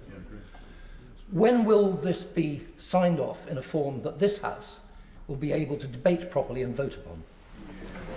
Well, the detail is set out of the agreement we reached yesterday in a document which was released during the course of yesterday, and if he hasn't had the chance to see that, I'll make sure he does. On the detailed text that follows, obviously that needs to be drafted in legal form so that everybody can see it, of course. We can debate it and scrutinise it, and of course none of this can go through without legislation, so he will have that opportunity. It's quite right that he presses for it. Joanna Baxter. Thank you, Mr Speaker. The new UK-EU agreement is a welcome and pragmatic step towards rebuilding a strong trading relationship with our closest economic partner. This deal will help reduce costs, reduce red tape and make it easier for Scottish businesses to compete and grow across European markets. These are not my words, Mr Speaker. They're the words of the Chief Executive of the Scottish Chambers of Commerce. So does the Prime Minister agree with me that when Labour negotiates, business and customers in my constituency of Paisley and Renfrewshire South benefit?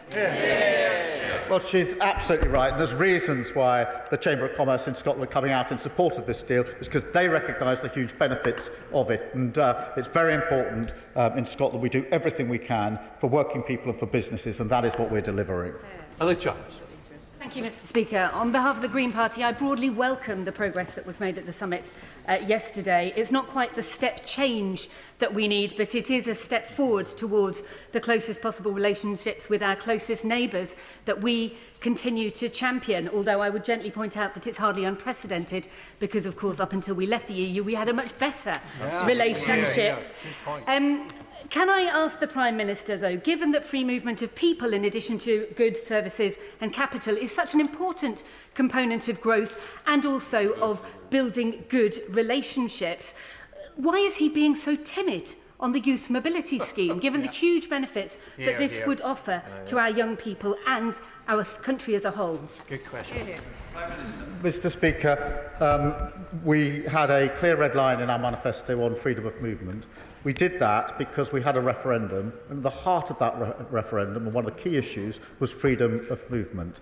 Everybody made their case, and the country voted to leave. We respect that, and that's why we put the red line in. What we've now negotiated is a scheme that doesn't cross our red lines, but is good for young people, both here and in Europe.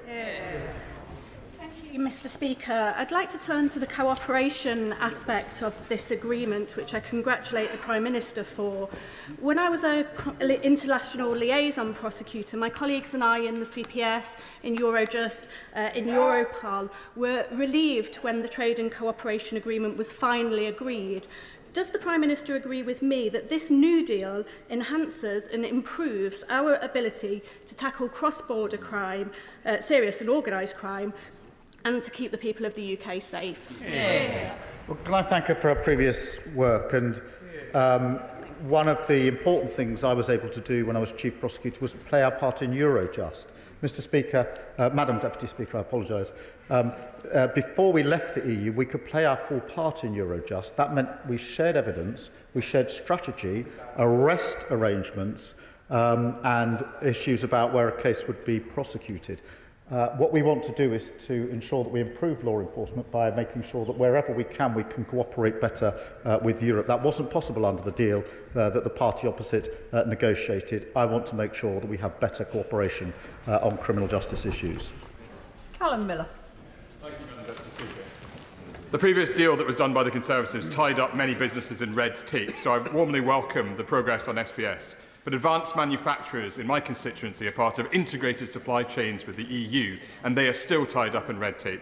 In light of the further summits that will be held, can the Prime Minister outline what this government will do to reduce that red tape and allow them to grow jobs in my constituency? Well, I thank you. On SPS, obviously, we've taken that step, the red tape goes, but we do want to reduce trade barriers wherever we can, both with the EU and anywhere else, frankly, because at a time when we're moving into a new era on trade and the economy, we certainly are, we need to reduce trade barriers across the country for the reasons that he set out. Liam Conlon. Thank you, Madam Deputy Speaker. I thank the Prime Minister for his work on this deal, which takes important steps in resetting our relationship with the EU. Alongside lowering trade barriers, many of my younger constituents in Beckham and Penge will be excited by the prospect of a youth experience scheme. Does the Prime Minister agree with me that far from being a concession, a youth experience scheme mirroring agreements that we already have in countries like Australia and New Zealand would create fulfilling cultural opportunities for young people across the country?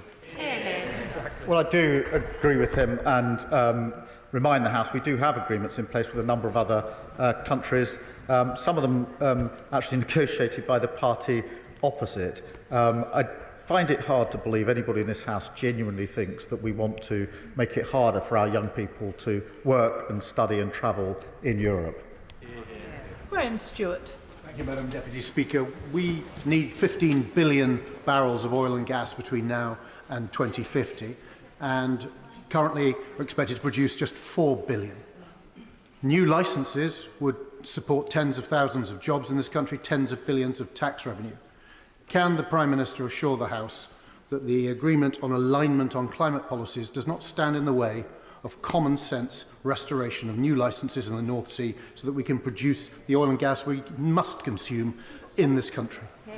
Well, Mr. Speaker, on the question of licences, we have been clear about honouring new licences, and there's nothing in this deal that cuts across what we've said previously in relation to licences. Sheehan Wara. Thank you, Madam Deputy Speaker. A trade deal with the world's fastest growing economy, which the party opposite failed to achieve. A trade deal with the world's richest economy, which the party opposite failed to achieve. A trade deal with the world's biggest trading bloc, which the Tories in Reform would tear up despite the enormous benefits for British businesses, consumers and tourists. Would the Prime Minister agree with me that all this, plus financial stability, investment in key public services and our national security and infrastructure, that makes the UK the best place to start and grow a business in the world? And further, would he agree that given our fantastic quality of living, our great universities and skilled and passionate people, the North East should be the destination of choice for such investment? I think she's right that the 3 trade deals taken together do indicate that other countries want to negotiate and deal with the UK because they can see the path that we are on, and that is good and should be welcomed because there are huge benefits of it. And of course the North East and her constituents should benefit under all 3 of these deals. Chris Law. Speaker, the people of Scotland overwhelmingly voted to remain in the European Union in 2016 and overwhelmingly support rejoining it today. Perhaps you may want to listen. A fact that's been continuously ignored by successive UK governments. The limited measures announced do not come anywhere near to repairing the hammer blow that Brexit will continue to inflict on our public finances. Indeed, Madam Deputy Speaker, UK government's own figures show the cost of Brexit is 20 times greater, or 4% of GDP, compared with this deal. So does the Prime Minister recognise that by continuing to pursue this disastrous Brexit policy, he's demonstrating that Westminster governments will never work in the interests of Scotland? I find it impossible to follow his reasoning. He thinks that we should be in the EU. He thinks we should be in the EU. That was voted on, but he's entitled to his position. But he's against a closer relationship. I don't understand why the SNP is against this deal. This is a closer relationship. There's a complete contradiction in the argument that he is making. And it's completely out of kilter with Scottish businesses who are welcoming what we achieve tomorrow. And on behalf of Scotland, they should be welcoming it. Conor Naismith. Madam Deputy Speaker, can I congratulate the Prime Minister for securing this sensible, pragmatic deal that demonstrates that we can respect the result of the 2016 referendum without settling for a bodged Boris Brexit. Does the Prime Minister agree with me that if the Conservatives and Reform want to rip up this deal, they should explain to my constituents why they should pay higher prices for food and energy? Well, I completely agree with him. They should go around the country and explain to constituents why they should pay higher prices. I think they'll get a pretty universal response. Harriet Cross. Thank you, Madam Deputy Speaker. Our fishermen had been promised, and the EU had agreed, that annual access agreements would be reverted to from 2026. But seemingly, at the 11th hour, the Prime Minister abandoned our fishing communities, our fishing fleets, and control of our seas by handing not 3, not 4 or 5, but 12-year of multi-annual agreements of access to the EU. He sold out our fishermen to meet his self-imposed deadline for announcing the agreement. He has shown that he won't stand strong for UK fishermen, so can he confirm that it will be Parliament who have the final say on the fisheries deal, and it won't be ratified elsewhere by unelected officials in Whitehall or Brussels? Well, Mr. Speaker, the simple fact of the matter is, under the agreement that they struck, it was much more difficult for fishermen to sell into the European market. We are making it much easier. That's 72% of their stock. Shellfish can be sold back into the market again, and we've set up a fund for our fishing communities. The alternative, which was to come off the current agreement, then negotiate every year with no certainty at all, is not good for anyone. Joe White. Thank you, Madam Deputy Speaker. I want to welcome and congratulate the Prime Minister for this deal, which will benefit so many of my constituents. And this is exactly what businesses in my constituency asked for when they sent me to Parliament. The youth mobility scheme will also benefit local farmers, but what I want to know is how young people in my area will benefit from it, opening up to experiences and opportunities that they would have never otherwise dreamed of. This is a scheme that must not just benefit middle-class kids on their gap year. I completely agree with her wholeheartedly. This has to benefit all of our young people, and we'll make sure that it does, whether that's work or travel or study, because it is a really important opportunity for young people that we would want to provide to them and to help them then to take advantage of. Dr. Andrew Murison. How will Britain's head start in gene editing technology be impacted by the rule-taking reversionary measures that the Prime Minister has announced? Mr. Speaker, that is an issue that we are discussing and engaging on, because it's an important issue, as he well knows. Peter Swallow. Thank you, Madam Deputy Speaker. Morrison's have said this deal will ease pressure on food prices. Asda has said it has the potential to significantly reduce costs and bureaucracy. And the British Retail Consortium has said it will help keep costs down. So does the Prime Minister agree with their assessment that this deal will help families in Bracknell Forest and across the country facing a high cost of living? I think this will massively help his constituents because it will bring down costs. Morrison's isn't the only supermarket that's come out in support of this agreement. Pretty well all the supermarkets have come out openly supporting this agreement, and there's a reason for that, because it will bring the prices on their shelves down. That is good for working people across the country. Caroline Bowden. Deputy Speaker, I welcome the SPS part of the agreement that was signed yesterday, as I'm sure all the farmers of South Devon will, and those who are exporting fish and shellfish from Brixham. Now, the Prime Minister may not know the answer to this question, but perhaps one of his ministers will. Could I ask whether bivalve molluscs that are fished in Grade B water will be included in this SPS agreement, which is very important for one of my major exporters? Thank you. Look, I mean, she raises a really important issue. I'm not going to pretend I've got the answer in my back pocket, but what I will do is make sure that she gets the proper answer to her question that is detailed, that she can then make use of with her constituents.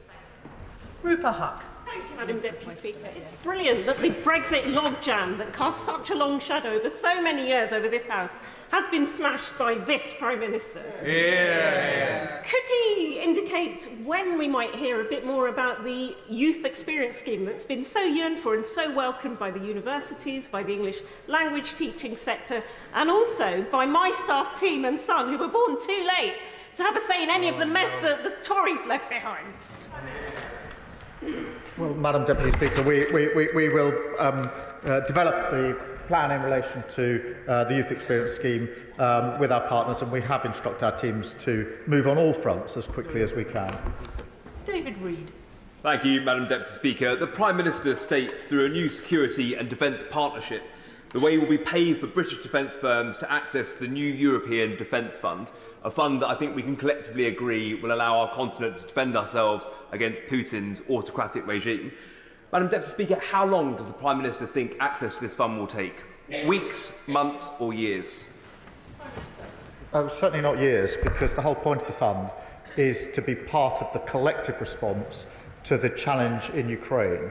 And the fund came about because of the work we're doing with the Coalition of the Willing as one of the initiatives out of that. And therefore everybody involved wants to move at speed, and that's the basis on which we have approached this. What yesterday does is knock out one of the gateway issues that we were otherwise facing, so that we can work with others to access that fund. But it will be as quick as we can, because the situation in Ukraine is extremely serious, and we need to address it as quickly as possible. Kirstine Sullivan. Thank you, Madam Deputy Speaker, and can I thank the Prime Minister for negotiating this deal, which is good for the UK, and according to umpteen businesses, it's good for Scotland. As someone who benefited from a year in France many years ago, I welcome the work underway to give young people in my constituency access to a youth experience scheme, but can also ask the Prime Minister to work at pace to ensure that our sports people and musicians can showcase their talents and are no longer subjected to the Tories' botched Brexit. Well, thank you for raising it. It's a really important issue. We will work as quickly as we can on that issue, because I think whichever way people voted, they didn't really vote to stop creatives and sports people crossing national boundaries to show their talent in whichever way that may be. So we do need to resolve it. Manuela Pertigella. Thank you, Madam Deputy Speaker. The impact of the Creative Europe programme between 2014 and 2019 on the UK arts, film, publishing and other creative sectors was hugely beneficial, not just for practitioners and organisations, but also for the country as a whole. Will the government look into the possibility of participating again to this creative programme to further boost the economic potential of our creative industries? Madam Deputy Speaker, we're obviously set out yesterday the areas where we've reached agreement. We will now have annual summits, but we'll approach this on a value for money basis. Luke Charters.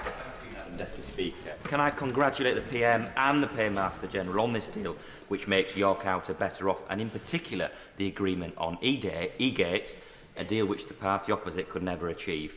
So will the government prioritise e-gates talks with member states in popular holiday destinations like Spain, Portugal and France to ease summer travel chaos for sun-seeking Brits? Yes, we will, and we already are, because it's important that we now get on with this as quickly as we can. Ben Obsijekti. Speaker. Ursula von der Leyen yesterday said a second step of further negotiations would be required before British firms would be eligible to compete for joint procurements aligned to the Security Action for Europe Fund. The Prime Minister spoke warmly about the positive industry response, but the CEO of the ADS Group has said it was somewhat underwhelming in the lack of detail. So what is the detail on the areas that need further negotiation before British firms even have the possibility of bidding for access to the Safe Fund, let alone the creation of thousands of jobs? Let me answer him directly, because the first thing was to get through the first gateway. The second gateway, because this is a fund that's being set up at the moment, is to then negotiate our way into the scheme. That was always the two-stage process. The scheme itself has not been in existence for very long and is being developed, and so along with our European partners, we will move that on at pace. Rachel Maskell. Thank you, Madam Deputy Speaker. Well, residents and businesses in York will really welcome this deal. Our university sector is our second largest export. So could the Prime Minister say more about how this deal will benefit higher education, not least in our research base, but also in being able to attract the very best into our country? Well, Madam Deputy Speaker, we do want to attract the very best into our country and continue our efforts to do so. The measures we set out yesterday will now help in that effort. They're not the total sum of our effort, but they will help in that effort. Sammy Wilson. Thank you, Madam Speaker.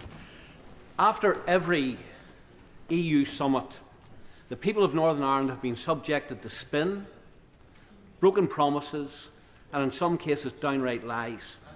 The Prime Minister today said that the new SPS agreement will mean no more lorry drivers queuing for 16 hours at the border with rotting food in the back, no more needless checks that made the borders trade so hard, even within our own market between Great Britain and Northern Ireland.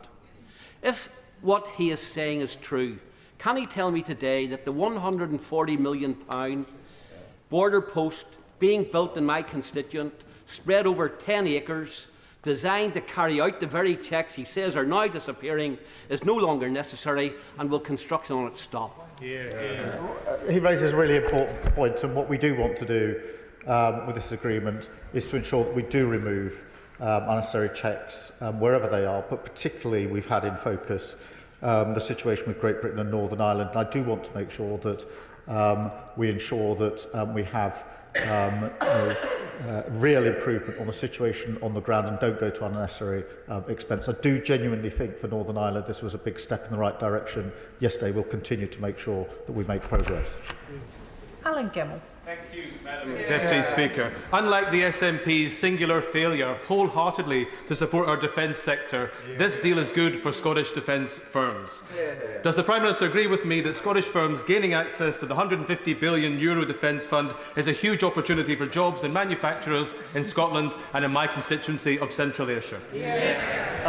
Yes, absolutely. And getting that gateway opened is hugely important for Scottish businesses in defence and security, and those businesses on defence and security in Scotland are world leading. They're some of the best that there are, and so it'd be a welcome opportunity for them. Luke Evans. Thank you, Madam Deputy Speaker.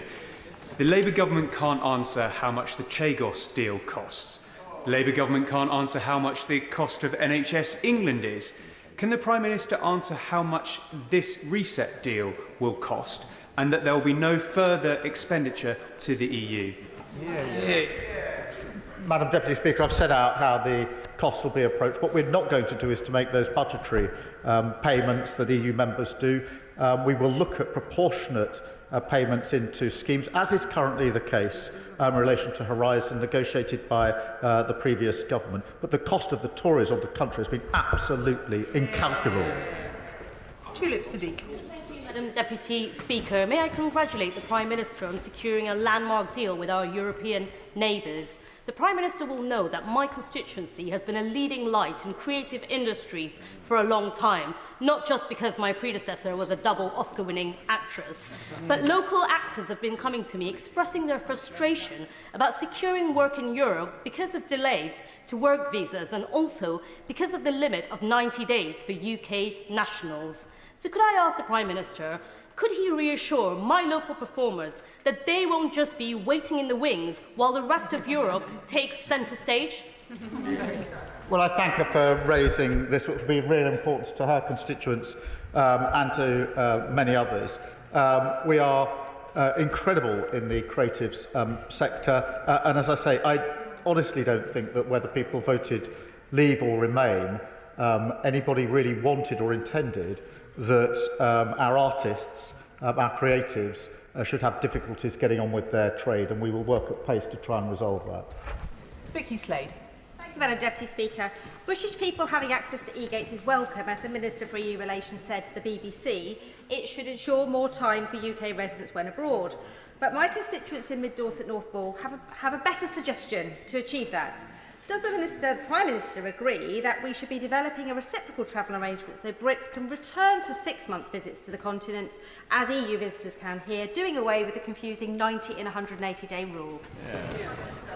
Well, I think the e-gates will make a huge difference and probably be the first impact that many people see, hopefully getting those in train just as quickly as we can. As for other measures, we are looking at other measures.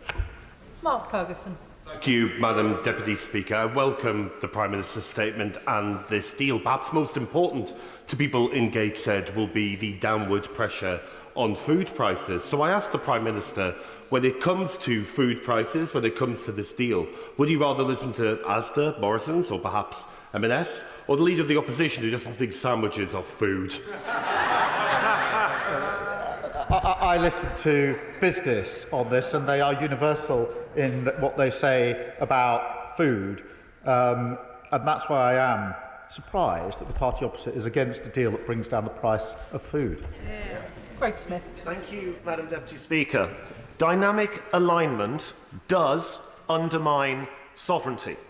And to undermine sovereignty does not just undermine the central principle that 17.4 million people voted for, but it undermines everybody who respects the democratic outcome of that referendum. So if the Prime Minister won't think again about this Brexit betrayal, will he at the very least reinstate the European Scrutiny Committee of this House so that this House can scrutinise every single rule that we now have to take rather than make? Absolutely. Well, Madam Deputy Speaker, I've set out the position in relation to how the rules will be applied. We are already aligned. We don't get the benefit. This allows us to get the benefit, which is why businesses are so in favour of it. Every trade deal requires agreement on both sides as to the way forward. This agreement is no different. Darren Paffy. Thank you, Madam Deputy Speaker. And can I congratulate the Prime Minister on this common sense reset? Does he agree that while the Conservatives slammed the door of opportunity in the faces of younger generations with their useless Brexit deal, this youth mobility scheme opens up life-changing experiences for young people from Southampton? And can he say how schools and universities can have input into shaping the best scheme possible? Well, this does provide great opportunity, and we will make sure that all those interested are able to help us in the design of the scheme. Wendy Chamberlain.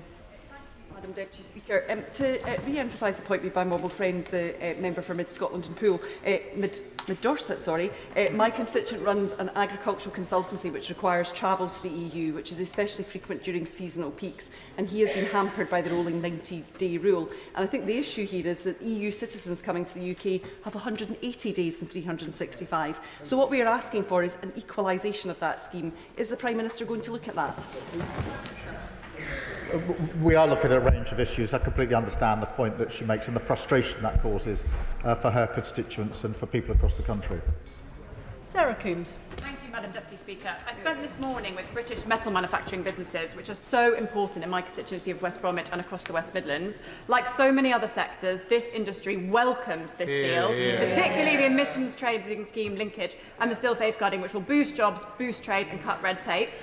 Can the Prime Minister agree with me that this deal firmly backs UK manufacturing and metal industries, and will he continue to bang the drum for them here and around the world? Well, I can firmly agree with her, and it's not just this deal, because it goes with the India deal and it goes with the US deal. We've made real progress when it comes to our exports. Peter Bedford. Madam Deputy Speaker, given that my constituents in Mid-Leicestershire overwhelmingly voted to take back control of their borders at the 2016 referendum, what safeguards specifically is he putting in place to ensure that his youth experience scheme isn't open borders by the back door? Otherwise, it'll be seen by my constituents as yet another Brexit betrayal.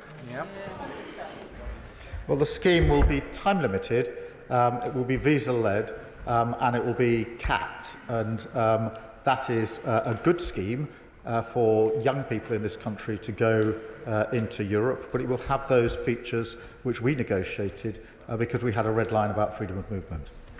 Josh Fenton-Glynn. Deputy Speaker, Calder Valley is home to many of this kind of SMEs that simply stopped trading with Europe because of the disastrous deal from the benches opposite. Can the Prime Minister assure me that he won't just stop here, but he will continue to work to open more of our borders to more of our businesses? He raised a really important point, and the Federation of Small Businesses have come out strongly in favour of this deal for that very reason, because they know the impact it will have on small and medium-sized businesses. Danny Chambers.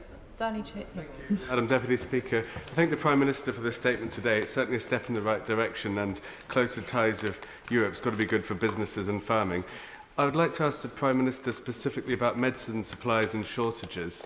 Madam Deputy Speaker, I've heard from a worryingly large number of people in Winchester with chronic health conditions who required vital daily medication to manage their condition, for example, anti-seizure medications or ADHD medication. Will the Prime Minister commit to removing medicine supply barriers with Europe and also commit to delivering an EU medicines agency agreement to ensure we can free up these supplies? He'll have seen how far we got yesterday, but obviously we want to move forward from there. We'll look at a range of other issues. I can't make any promise or commitment here. It'd be wrong to do so. But where there are frustrations, we want to unblock frustrations. Common sense drives this. Gordon McKee. Thank you, Madam Deputy Speaker. A deal with India, the United States, and now this government is repairing our relationship with Europe. That is something that I and thousands of my constituents will welcome.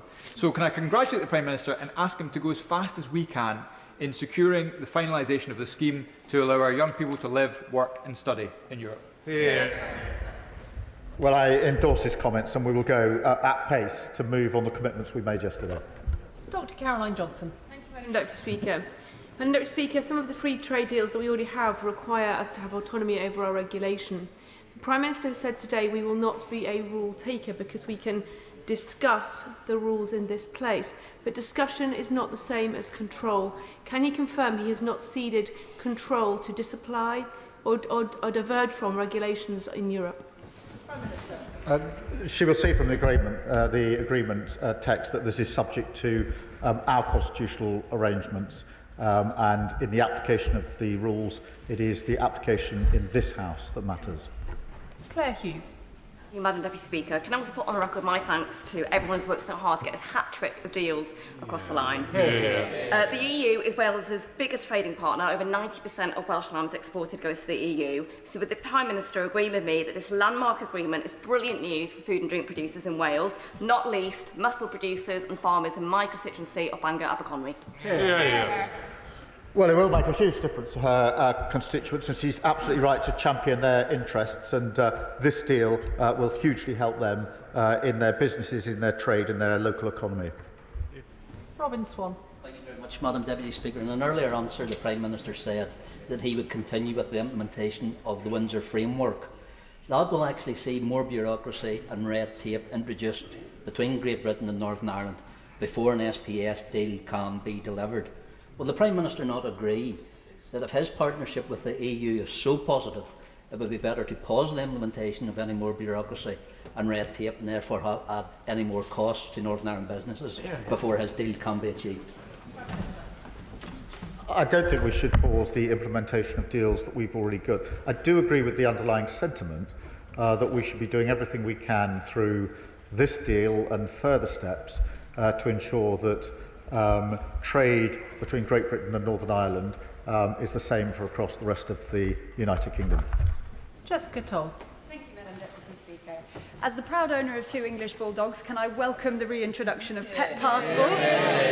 Not only will this make it easier for us to travel to Europe with Clive and Bertie, but it will also bring down the cost massively. And this isn't the only part of the deal that will bring bills down for British consumers. So can the Prime Minister tell us how my constituents in Bournemouth West will benefit from this deal? There we are, an hour and a half, and we didn't get to pet passports yet. But I'm really glad we did, because obviously this is an advance for pet passports, along with the very many other advances that will progress as soon as possible. I assume the party opposite against pet passport progress as well. Sarah Pochin. Thank you, Madam Deputy Speaker. Will the Prime Minister admit to the British people that this deal takes this country back under the jurisdiction of the European Court of Justice, which is now able once again to overrule our courts, surrendering our judicial sovereignty? No, I mean, that's just wrong under the agreement. There's an independent arbitration. It's the same... it's the same as the Windsor framework, which you negotiated.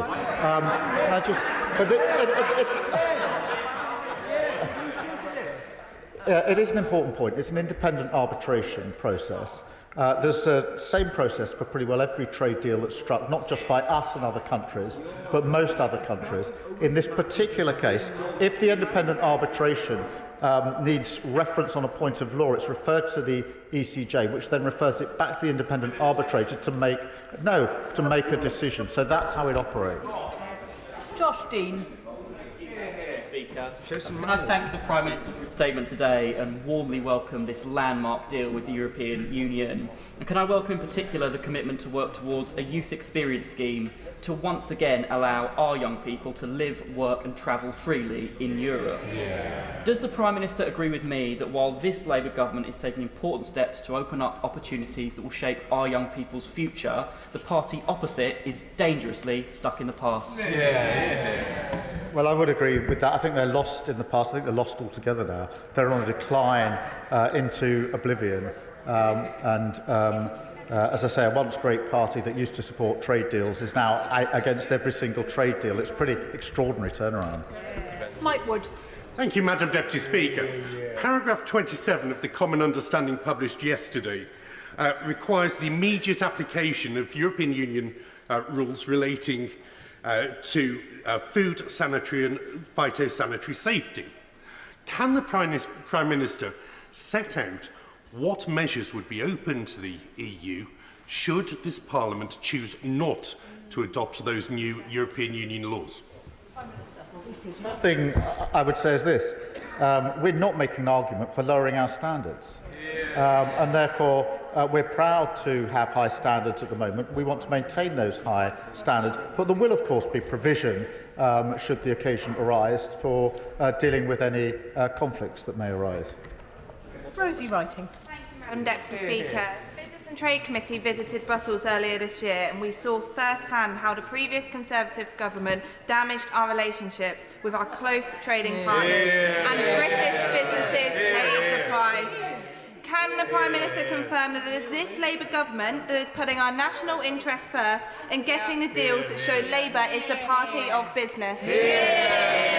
Well, I can. We've approached this on a serious, pragmatic basis. We've got to deal with 10 strands that massively takes our country forward. That's on top of the India deal and the US deal.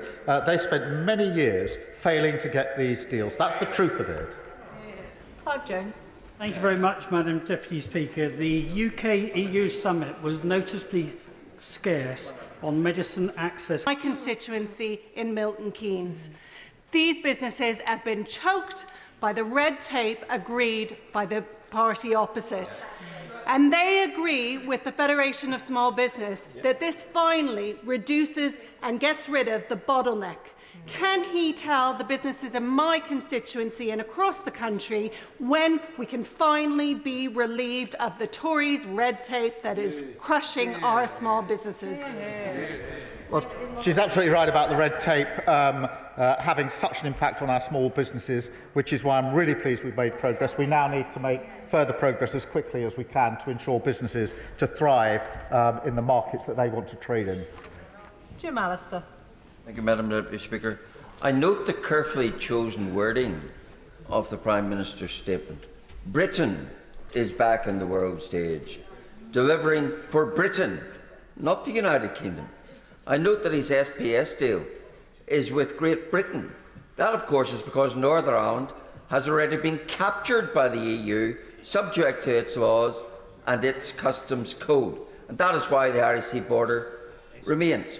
Could I ask the Prime Minister, in regard to the SPS deal as it applies to Northern Ireland, is it correct that customs declarations and customs checks will still continue on goods from GB to Northern Ireland, even though they might be SPS goods? Those will still operate.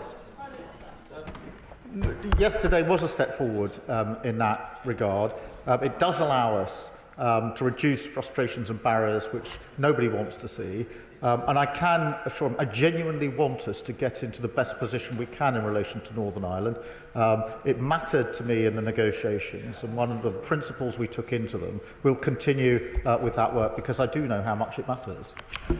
Torquil Crichton. Deputy Speaker. I suspect if there was a barrel of salt herring in it for every member of the opposition, this fishing deal would not be salty enough for them. But in fact, it's a sweet deal for prawn fishermen and shellfish fishermen in Hill and Near, for salmon producers, for crofters, though not for their lambs. And isn't the real betrayal of fishing communities the fact, the challenge for reform, that 80% of England's fishing quota is in the hands of foreign companies or the super rich? The challenge for the SNP, that 45% of Scotland's quota is in the hands of a few companies, and the challenge for us to unwind that privatisation of the ocean and make sure that fishing communities across the UK benefit. I'm grateful for this question. I think that's why it's so important that we're putting the money that we are, over £300 million, into working with those communities to take advantage of the deal that we struck yesterday. Richard Ford. Thank you, Madam Deputy Speaker. We heard from ministers over the weekend that nothing is agreed until everything is agreed. The Prime Minister said in his statement that the deal paves the way for access to the €150 billion defence industrial programme, SAFE. If everything has been agreed, then why does the Security and Defence Partnership not include access to the SAFE industrial programme now? Because the programme itself is being developed at speed. It was only announced the other week. It was announced in response to and as part of the work we're doing with the Coalition of the Willing. And therefore, knocking out the first gateway was important. We will now work with the EU to ensure we can access that fund as quickly as possible. It's not a long existing fund that's been in place for years. It is developing at the moment in response to the situation in Ukraine. I think he does know that. Alistair Strathern.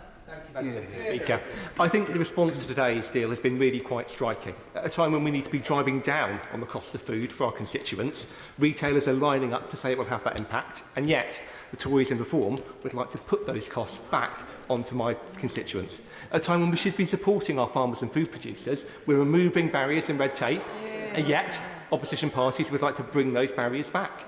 My constituents voted for change because they were fed up of narrow ideological interests holding our country back. Doesn't this deal show why they were quite so right to do so?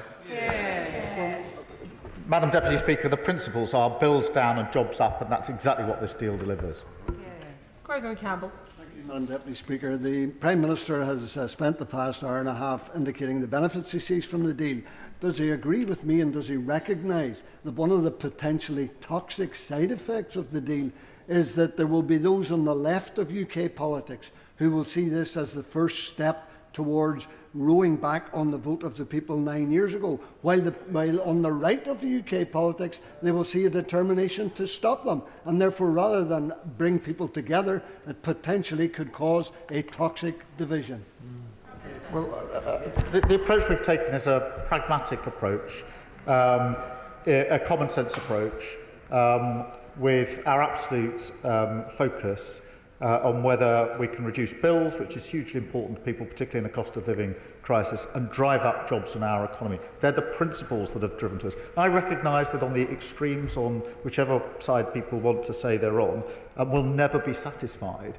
But I do think the country is fed up with continuing 9 years' worth of discussion and debate and toxic divide. It's time to move on from that, to look forward, not backwards, and this deal will help us do that. Melanie Ward. Thank you, Madam Deputy Speaker. The truth is that this deal with the EU is good for my constituents in Fife, good for Scotland and good for the UK. Does the Prime Minister agree with me that the SNP are tying themselves in knots over this deal, while the member for Aberdeen South and the Scottish First Minister are desperate to talk it down?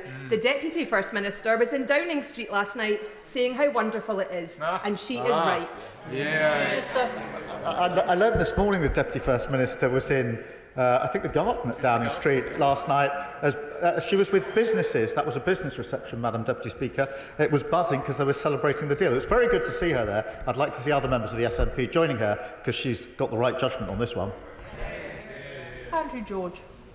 Madam Deputy Speaker, fishermen in my constituency were let down by the Conservatives and their Brexit friends, and now feel very disappointed at the news about the EU vessel access within the 6 to 12 mile limit. Both before and after Brexit, we have retained regulatory autonomy within the 6 to 12 mile zone, and therefore will the Prime Minister ensure that we exercise our right to control the access of vessels within that area, especially in respect of grandfather rights, kilowatt effort, fishing methods and other regulatory controls to ensure that area is properly regulated?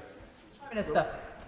It's the same arrangements as are currently in place, and of course they are reciprocal, which is really important.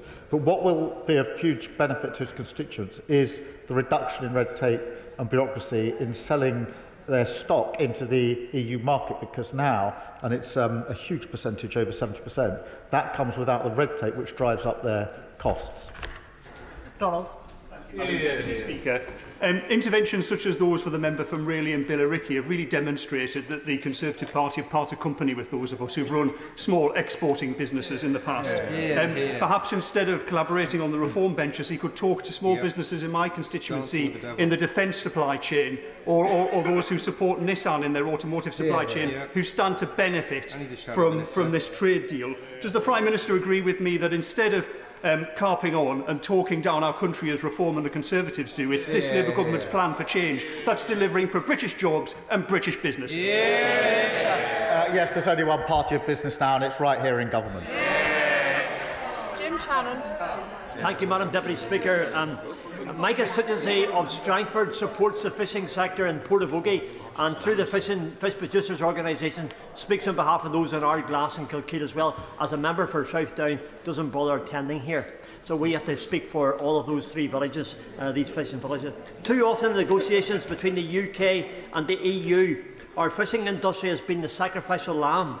Does the Prime Minister agree with me in the same way that the annexation of Northern Ireland should not have been the price the previous government paid for exiting the EU, that the interests of both Northern Ireland and the wider UK fishing industry should not be expendable?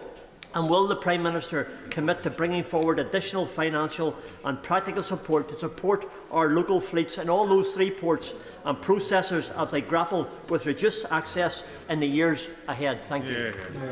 Well, can I assure him that the £360 million fund will be brought forward as quickly as possible, and in due course we can discuss with him how that will affect his constituents and those that he's representing effectively in here today. Joe Morris.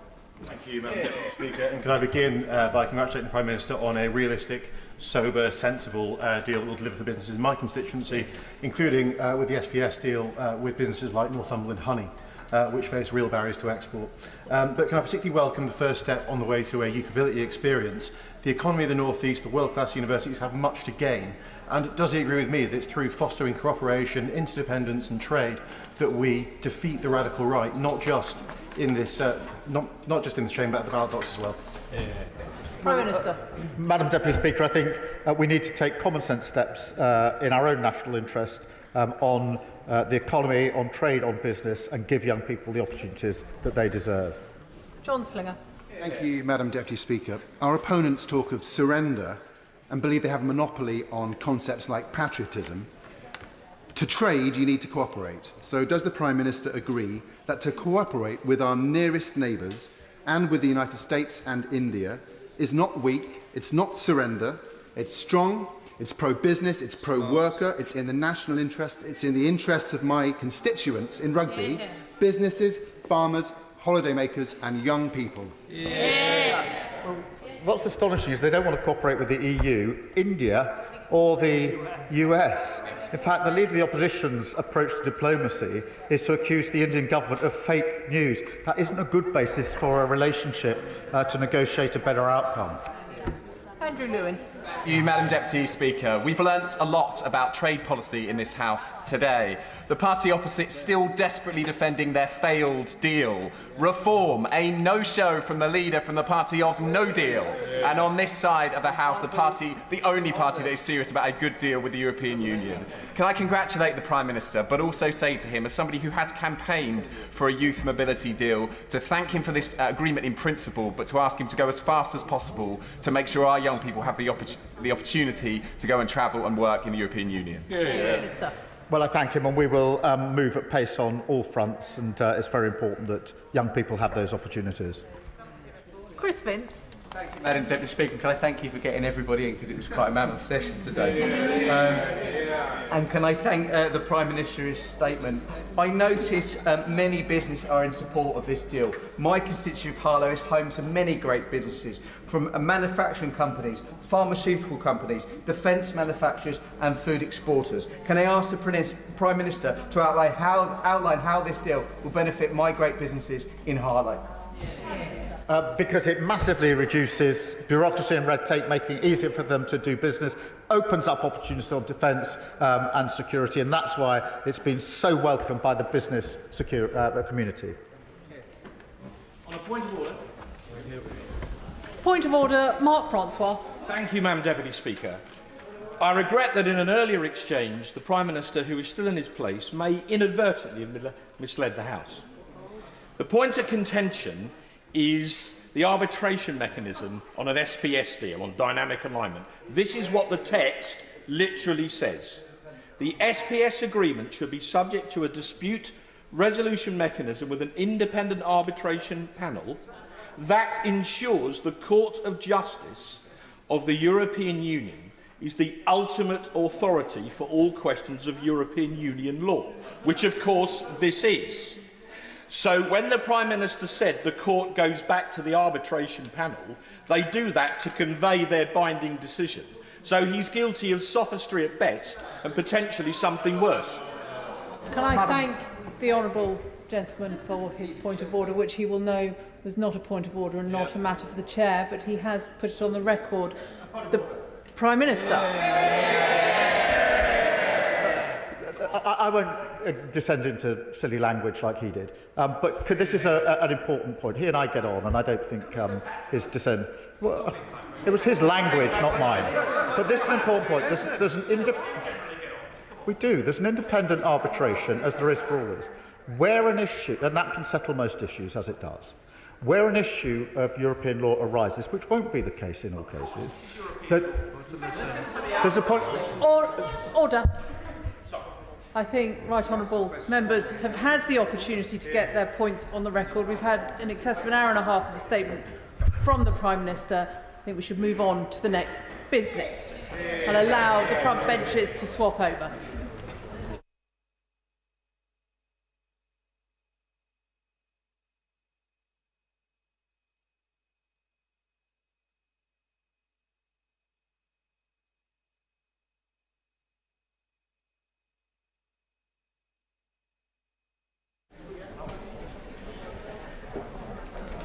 Which brings us to the next business statement from the Foreign Secretary on Israel and the occupied Palestinian territories. David Lammy. Well, with permission, Madam Deputy Speaker, I'll make a statement on Israel and the occupied Palestinian territories.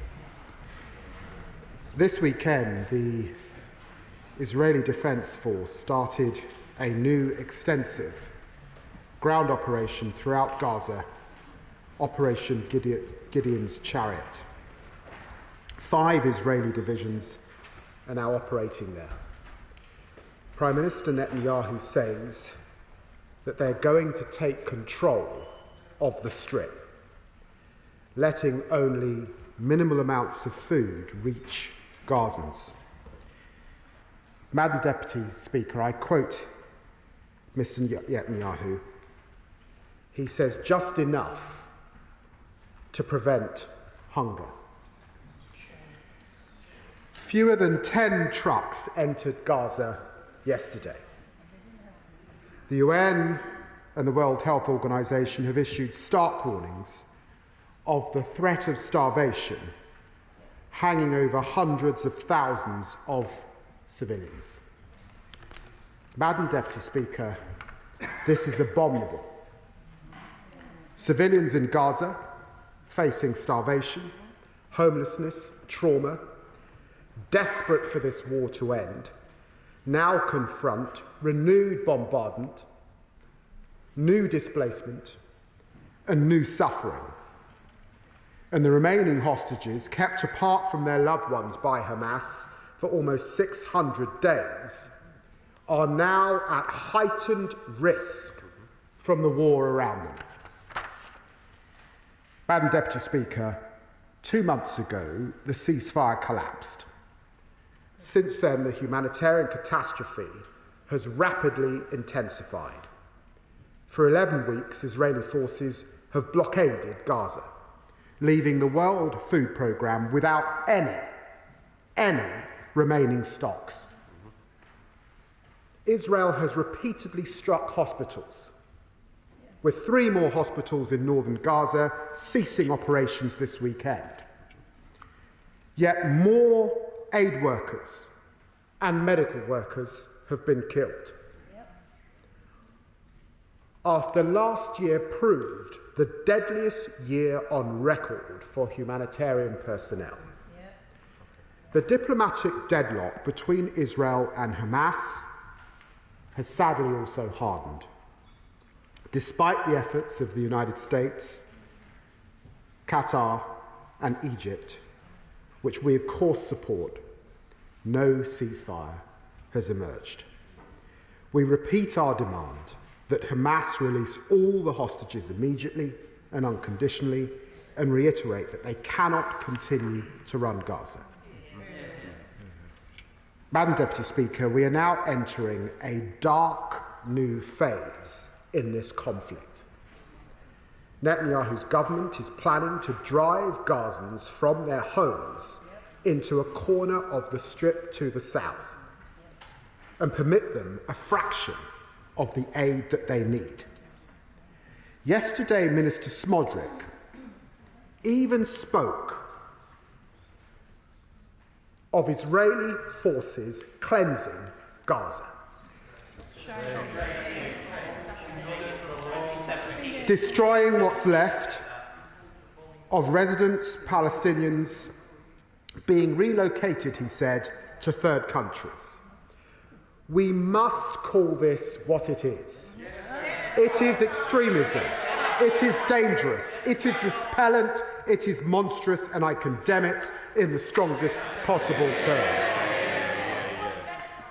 Madam Deputy Speaker, Israel suffered a heinous attack on October the 7th, and the government has always backed Israel's right to defend itself.